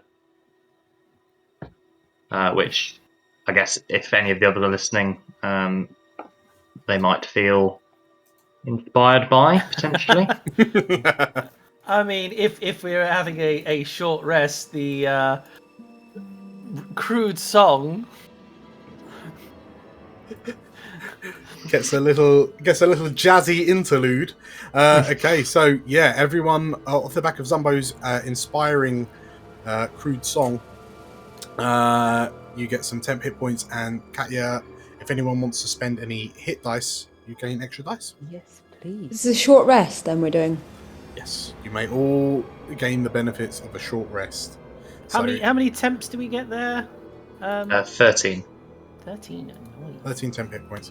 So yes, Bardic Inspirations come back, Zumbo spell slots come back. I think Slate, Hiram, your spell slots are still out for the count. Mine's still gone. And it's 13 temp HP for all of us and Emily. Nice. Cool. Okay. So, And then don't forget to add 8 to any health that you've gained. Excelente. Hey, my wild shape should be back then if it's a short rest. yeah. Nice. Nice. How about the Much staff? better. That only works at the dawn, okay. Cool. Okay. So yes, you have your wild shapes back. So whilst this is all happening, like whilst you're kind of resting, Magnus approaches you, Hiram. So, it's a nice sword you got there. Yeah, it lights up. Mm-hmm. Mm-hmm. Mm-hmm. I never took you for a fibber, Hiram. That's because I am not. Well, you've been going all this time saying you're a silver sword. But... Agnes, I am going to be very honest with you here. I am having a full-on identity crisis here, but we have bigger problems. And I am not sure if this is because my father is not my father, and that I have been lied to all my life, or if my mother is somehow connected to this goddamn family, which opens up another can of worms, and I'm just... Magnus kind of smirks and no, I get it. You're absolutely right. Yeah. Big problems. Also, Big I problems. have to ask you. So, what is your intentions towards my aunt? I imagine from down the hall you just hear Katya sort of like miss a note, just. Well, the good thing, Hiram, is that she's definitely not your aunt. Because she's only got one brother, and that guy's such a fop. He's definitely not got any kids. Yeah, I know. He looks to you and yeah. If you're it'd be interesting to find just how far up the line of succession you are, he says, and he gives you a little elbow nudge. No. I don't want to know. I don't want anyone to know. I am happy as I am. Thank you. He kind of nods solemnly and sure, and he pats Oberyn on the table in front of you and sure you don't want to know, he says, and he kind of chuckles to himself as he wanders off. He taps it, lights up slightly, and he panics and runs off. Yeah, how's Slate feeling? Definitely has had, again, better days. I think there's been a bit of a reality check there. Yeah. That they're not as invincible as they sometimes think they are. I think they're quite worried for Balthazar, just not knowing what's going on there, you know. Yeah. I mean, as you look over Balthazar, like Drool is curled up on the floor next to Balthazar, but Balthazar is just stood like a statue. And like his eyes are barely flickering with blue light. I think, they'll just be watching everyone, just seeing how everyone's reacting, watching Aaron, kind of wondering how Aaron's doing. You know, obviously, they've been, just seeing everyone kind of do their thing. Sure. I mean, Aaron, like as you watch Aaron, your insight is good enough that you see that he's a man that clearly he looks like a man who's out of his depth. But as he, like, you see him and he's got his spear out and he's just kind of like checking the edges for kind of dents and chips, and then just kind of he's going through his routine, and it's clear that he's trying to kind of lean in on his military normality to see him through, but he looks troubled. But as you look around the room, you kind of get the vibe from everyone. And as you think about that, you kind of have this slimy, cold feeling trickle down your neck, like you're being watched. I'll look behind me. As you look behind you, and all you see are cobwebs, like up in the corners, and yeah, the feeling kind of disappears as you look round. But then as you kind of dismiss it and kind of settle back in, you can't shake that feeling. You're being Okay. watched. Anyone feeling like we're not necessarily?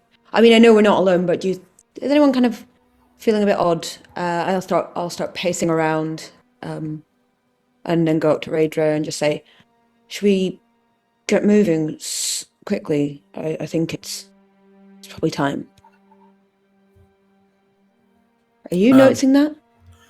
As you say that out to everyone in the room, as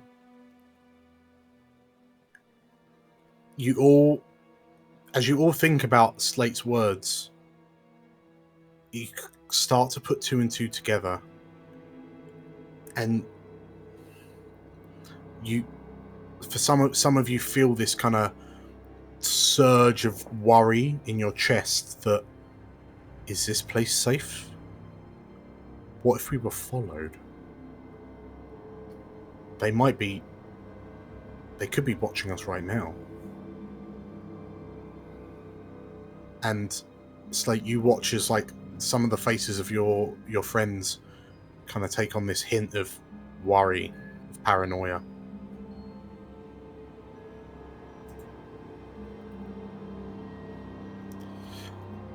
And Katya, as you look around, like you kind of check the doors and you check the windows to see if there are any windows people could come through. You hear, like, Slate says something to you, but you don't quite make it out.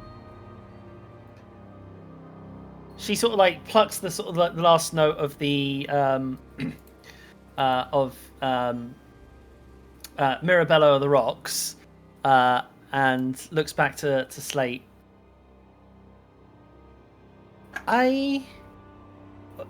What did you say, Slate?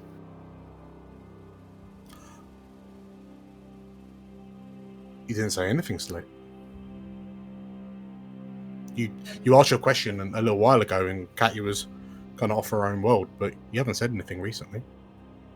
No, I'm just waiting. Should we go? It's starting to feel a bit cramped in here, isn't it? Give me a few more moments. I'm going to sort of connect us all back up, if that's okay. She'll cast the ritual for telepathic bond. Sure. Okay. So you cast as you kind of cast a spell and you reestablish the link around you. Katya, Mm-hmm. make me a wisdom save.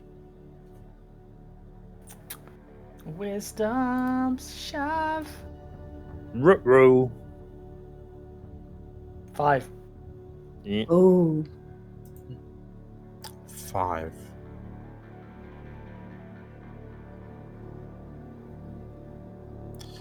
Cool. So you begin to kind of hear each other's voices in your heads as you're able to speak telepathically again. Who have you invited? The usual gang. So we got 9, haven't we, including me? Pretty much everyone in the room. I think. Yeah. 1, 2, 3, 4, 5, 6, 7, 8. No, I'd have to leave someone out. So unfortunately, Drool doesn't get added to the party. Well, I imagine it doesn't trigger on Balthazar, does it? Or Is this including like Raidra and stuff as well, or is it just without them? no, I mean I can literally include everyone. Probably not worth having Balthazar in it, is it? And that's what I'm thinking. Yeah. I'm just wondering but if. I mean, Drool doesn't exactly bring much either. Well, currently So- more than Balthazar, No, don't right? say that. Is there an intelligence requirement? I don't believe there is for Rari's telepathic bond. Intelligence Well- 3 or more? Intelligence 2 or more, so I can include Drool, but I can't include Balthazar. It doesn't work with Balthazar, so she tries, and it just. Nope. He doesn't know how to accept the to be welcomed into the chat room. It's ringing, but you can't hit that accept call button. Is this including like Acticast as well, or is that they're No, already because gone? they're out the room, I can't include them. And if they were in the room, I'd have to start picking and choosing people. Sure. I might Okay. I might leave Aaron out because Magnus and Raidra are quite useful, especially if they're not with us and if they stay here as base of operations. But Aryan seems to be the most freaked out. It might be good for him to have an easier access to us. Okay, well we'll include everyone in the room then. That's just my thinking, though. Sure. Sure. Okay. And Drool. Um, It slips off of Balthazar and goes to Drool instead. Okay. In which case, yeah, you establish the communication, and you can start you hear the noises, the voices in your heads, and they all begin to kind of filter out as you all kind of attune to one another, and then you can start speaking telepathically. As that happens, as you've established, a few moments pass, and Raidra sits bolt upright in concern. Like she's got a frown on her face, and you see her kind of looking at the table. And then she kind of closes her eyes, scrunches her face, and then after a few moments, opens her eyes again, and she turns to you and, I just received a sending. Who from? She looks around and who'd like to take the message? She says, looking to the 5 of you. What do you mean? If you say it out loud, we can all take the message? She kind of agrees. She crunches her eyes up again for a few moments and then opens them. It's Renna. Okay. She's in Suzail. Why? Well, her and I headed to Suzail after we left Marsemba, but I rode ahead, and she had some things to do in Walloon, but she's asking what's happening, because everyone in Suzail is stood out on the streets, staring up at the sky. Everyone. It's like they're being controlled. So this is a Chimley, right? Fireplace, yeah. A fireplace. How large is the chimney opening? Are you hoping that you can see up and through? No, not necessarily, but is it how big is it? A small Suzalen girl could probably chimney sweep it, yeah. She basically, when she sort of hears that, she goes to the chimney, looks up it, and she's like, I've been in worse situations. Give me a second, everyone. I'm going to go try and have a look. What? Are you going to attempt to climb up? Please? Yeah, she's going to attempt to climb up it using sort of acrobatics to sort of like... Sure. Yeah, Katya, wait, and Zumbo will run over and just plop Betty on Katya's head. Oh, that feels weird. That feels weird. Betty wraps around your head like a bicycle helmet. Safety first, Katya. You've given me 2 gifts today. One I'm going to treasure for the rest of my life. The other I'm going to forget about as soon as I get a drink in me. As you climb the chimney, you find there are points where you feel your chin being dragged up as Betty appears to be using her remaining tentacles to aid you in climbing up the chimney. You know, this isn't the first time I've climbed a chimney, Betty. You emerge up the top, like you put your head out. Well, you get to the top of the chimney, and with a push, you manage to push the chimney stack kind of off the roof, and you can't really climb out, but you can see the sky above, and you can see this pinkish light rising up from a bit further over on the court up into the rift, and kind of spreading out over the city of Suzail. And can we sort of see through the rift? Yeah. You can see through the rift. Like there are a couple of clouds in the way, but yeah, you can see. She calls down and like, Zumbo, can you put your magnifying glass down there?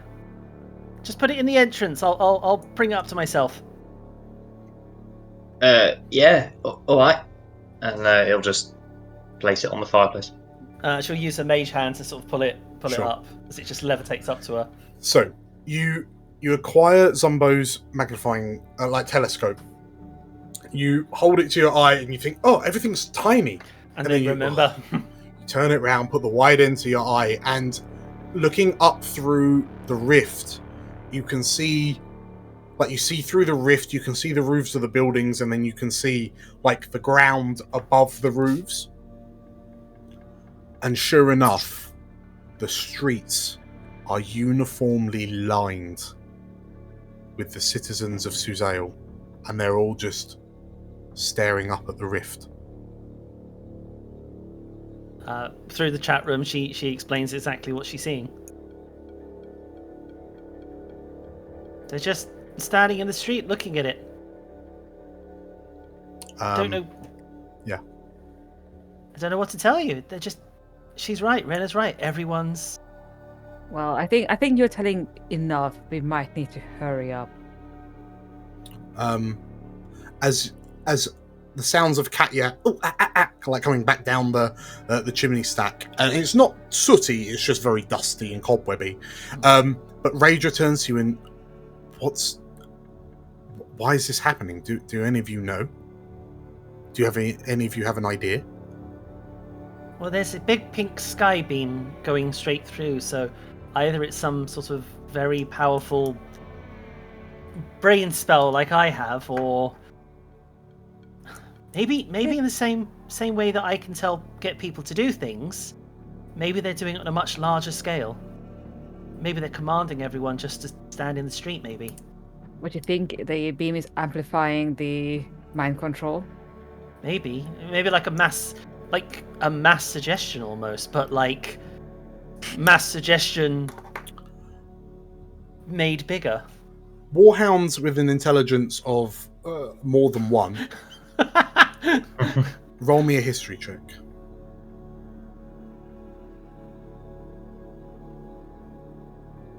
Oh, 7. 19.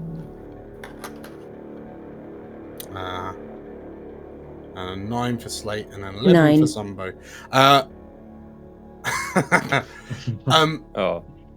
Katya, as you all start kind of spitballing ideas, trying to figure out what on earth it is that's happening, you will watch as Katya just slowly stops, like her ideas slow to a crawl, and then her eyes, like her pupils shrink in shock. Because Katya, you do know of something that can do this. Diadem of Ayalum? You remember reading the stories in the Sharan library that the diadem of Ayalum allowed the wearer to command utter loyalty and obedience to the wielder. And you last saw it being taken away by the Illithid as the Nautilid plane shifted away. And as you think back to when you stepped through the portal into the Shadowfell, you do not remember that Illithid wearing the diadem. It's the diadem. The diadem of Ayalum. It's the ones that the Illithids took from Ursula before they bit her head off.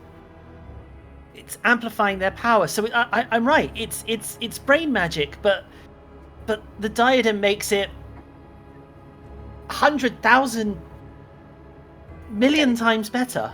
Katya, when you explained what the whole connection looks like and where it originates from, you kind of describe it as a giant brain,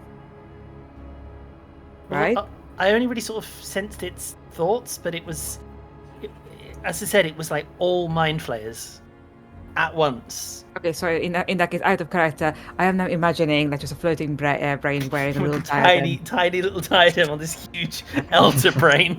I look glorious! I am the prettiest brain in the world. As you start putting, like, as you kind of start having these realizations, a nearby door, like the northern door, boom, goes to open, stops for a minute, and then you hear, "Let us in." What's the password? We didn't set a password. That, funny enough, was the password. It's uncanny how you guessed it. And as you open the northern door, Helenus and Axicas step back through. And the two ladies look around the room, and Helenus raises her eyebrows, and you look like shit. What's happened? Do you want the short version or the long version? Which would I be less worried about? Neither. Right. Then short, Katya darling. Illithid's big brain magic. Helenus frowns. Let's actually go for the long, shall we? And then she explains. Okay. Axicas takes a seat, and she, like she's rubbing her forehead, and like you notice that as she does, she kind of wraps her finger along the edge of the horns coming off her forehead, and she, this day keeps getting better and better. She stands up, and we made it to the central building. The building is encapsulated in some sort of arcane ward. We could not get in, and it appears to be, from what it looks like, it appears to be powered by two fonts of power that are coursing with powerful divine magic. Well, if only we knew a guy who knew a lot about divine magic and arcane wards. And Zombo We do, glance says Magnus briefly as at he sits up. Balthazar. We do. I'm a fully qualified cleric of Helm, I'll have you know. Yeah, wasn't talking about you actually, but Yeah, Magnus, you're embarrassing yourself. Good about it. We literally have a song about him being a cleric. But, right? Magnus gestures towards Hero. Right? Katya leans close to Magnus like, Magnus, do you really want me to sing the song about the time you touched an exploding wall and got fired out of a cave? To be honest, Katya, it sounds like that might come in useful if there's a magic force field around the throne room of this shadowy Suzail. Yes, but the second verse is about us asking the question whether or not you were still alive. So it's Actually, Magnus, do you want to go to touch the magical ball and see if it explodes? We will get you back. Well, maybe, possibly. Maybe not. We'll see. How's Balthazar doing? He says. It's the same as before. Thank you for asking. As you all Do turn you look, have any useful spells to cast on him, maybe, to get him back to normal? well, as you all turn to look at Balthazar, Balthazar hasn't moved. And Magnus stops and, well, I have had a couple of thoughts about the big tin man over there. The spell, the feeble mind, it shatters the memory. Basically, it neuters your personality and your memories. That's why you cease to function. You can still, we saw it. He can still run, and he recognizes us. He just can't operate at any higher level of function. He can't talk. He doesn't know what we're saying to it. His mind is shattered. But we could try to piece his mind back together. And it might just be a case of seeing if we can get him to remember, Magnus says with a frown. So, if Katja starts singing a song of the Ballad of the Warhounds, maybe Balthazar will start remembering the parts where he was there? Magnus shrugs. Perhaps it might be a bit like when someone's in a coma. They can still hear you. They can hear you, but they just can't respond, like they're trapped inside themselves. Wouldn't it make a difference that he actually lost his memory for a long time and he just got it back? Would that make a difference? Because there is something that would definitely remind him that, he recently recovered his memories, and that's the wedding ring. Axakas taps her bottom lip. It is possible. I mean, he has already gone through one traumatic loss of memory when he died. But we already know that he regained his memories, but perhaps he can regain them a second time. Do you think it would help if you heard the voice of his wife? Axakas thinks, at this point, anything is possible. I did. We were with her long enough that I think I can replicate it. Axakas looks at you all and I think it's worth a shot. Yeah. The bottom line is, we're not getting into that throne room without someone who can channel extreme amounts of divine energy. And I just had a horrible thought. yes, He could recreate the second wedding. I ain't wearing a dress here. No, Katja can voice. What? No, Katja can voice. Oh my God, Daisy. And Zambo is here. You can recite what you said. Yeah. Maybe that will jog his memory. And Good, because just because I'm a halfling doesn't mean I have to play the bride. No, it's okay. I can do that bit. Well, just I put Slightly can see you were taller. thinking it. Betty on your head. There you go. Long hair. Perfect. look, I can do Daisy. I mean, it will be a taller Daisy, but I can do Daisy. We don't need to physically recreate Daisy, guys. The voices are enough.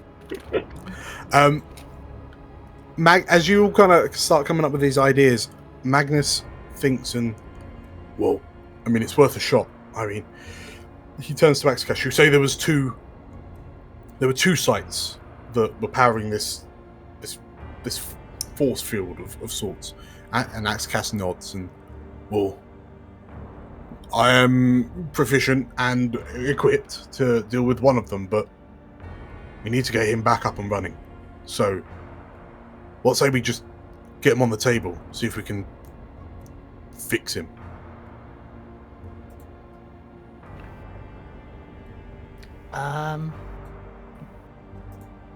do any of us know how he was put together in the first place? No. Axakas stops you. I do not think it will be a physical repair, but a mental and emotional one. Maybe Well, I said. Sorry, go on. Up to you. Well, if any of you magical lot can send Renner ascending, wasn't she involved with his creation? Sorry, say that again. What wasn't Renner involved in Balthazar's creation? Could we send her a little line? She could give us some tips on how to reach him. Raedra kind of looks to you with an apologetic look. We don't have any sendings. I only got in contact because she messaged me, and that's done now. Ah, fair enough. Right. But If you get her another time, can you next time ask her to check in like every 10 minutes, or someone else to check in? Well, they're all looking at the sky, aren't they? Question. But you know, check Is in. there a reason why we're looking for more things before we tried the easiest things to try, which is Katja basically talking at Balthazar? Magnus nods. It's worth a shot. Yeah. What, Well, let's do what it. Hiram said. Okay, so in which case, so Aaron helps and you kind of guide Balthazar over to the table and slowly kind of lead Balthazar to take a seat, and you eventually manage to get him to lie down on the table. Cool. That's You so managed to get Balthazar to lie down on the table, and Katya, as you approach and everyone else kind of approaches,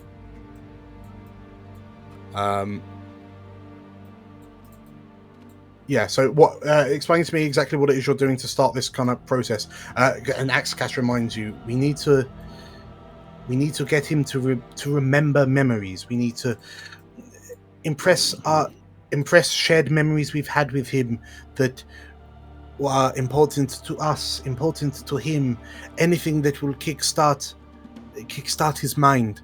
The more fragments that we can help him identify, the easier it will be for him to piece those fragments back together.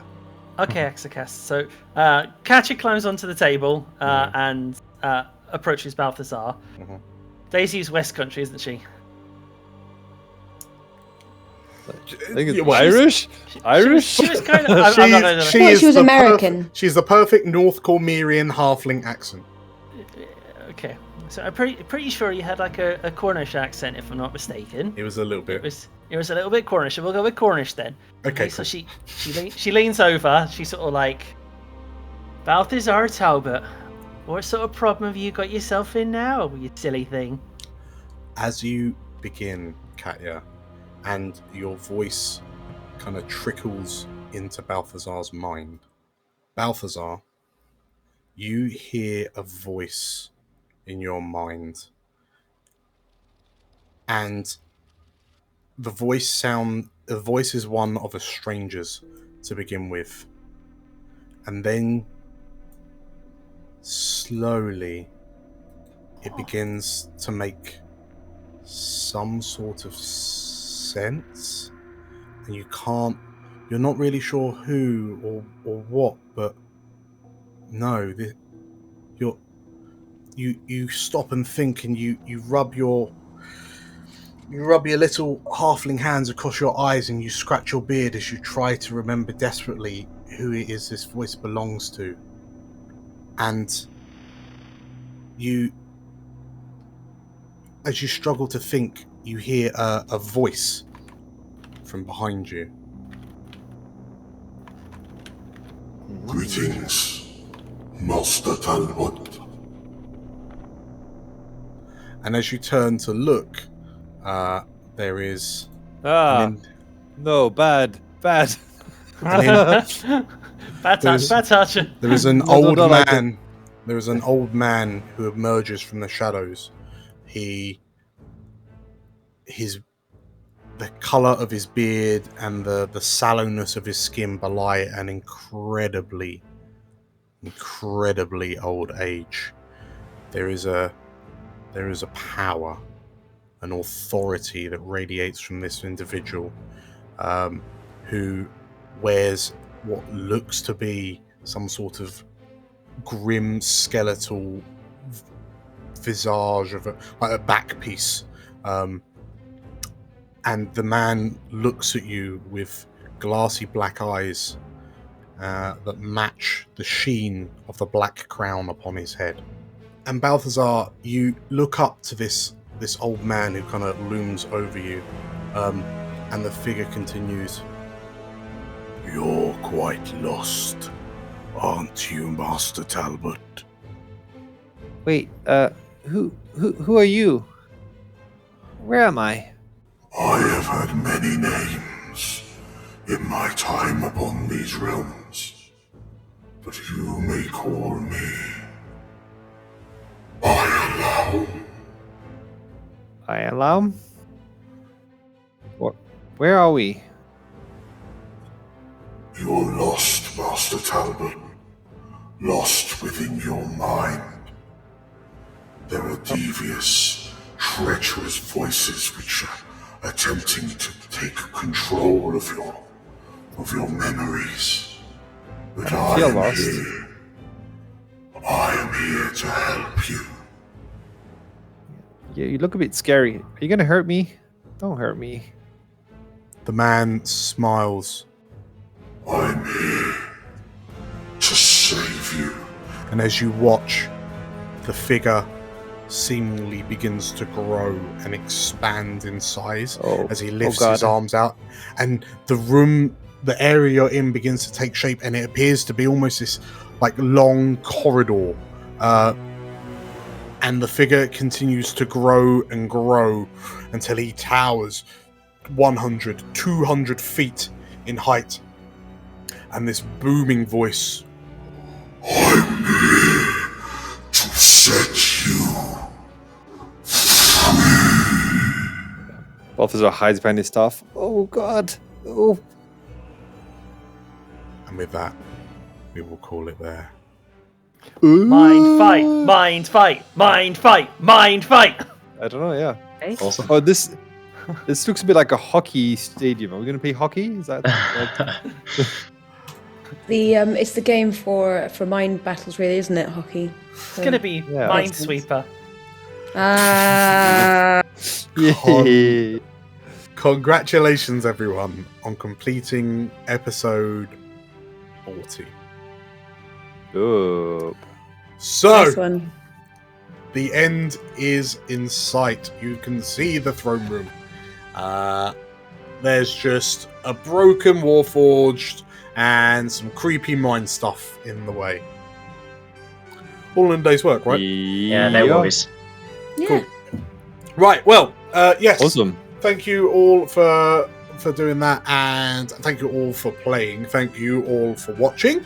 If you Good him then. No worries. If you like what we're doing here, make sure to hit the like button and leave some comments down below. We upload many videos all the time. On a 3-week on, 1 week off schedule. We have a TTRPG podcast with myself, Anton, and Carl, and guests usually, and loads of other stuff. So, if you like what we're doing here, make sure to hit the subscribe button as well. And with that, thank you all again, and I will see you next time. Catch you later, everyone. See ya. Doodly bye. Bye. Bye bye. Balthazar faces a foe unlike any other he or the Warhounds have encountered, and his very mind is in danger of being destroyed. Will the Warhounds' plan to restart Balthazar succeed? Come back next time to find out. Thank you all for watching until the end. It really means a lot to us all. If you like this episode, remember to click the like button and comment down below. The players will need all the moral support for the last few episodes. If you want more content from us, you can find another video here. We upload regularly, so make sure to hit the subscribe button here to keep up to date with our new releases. So, with that said, thank you once again. Stay safe, and may the realms endure.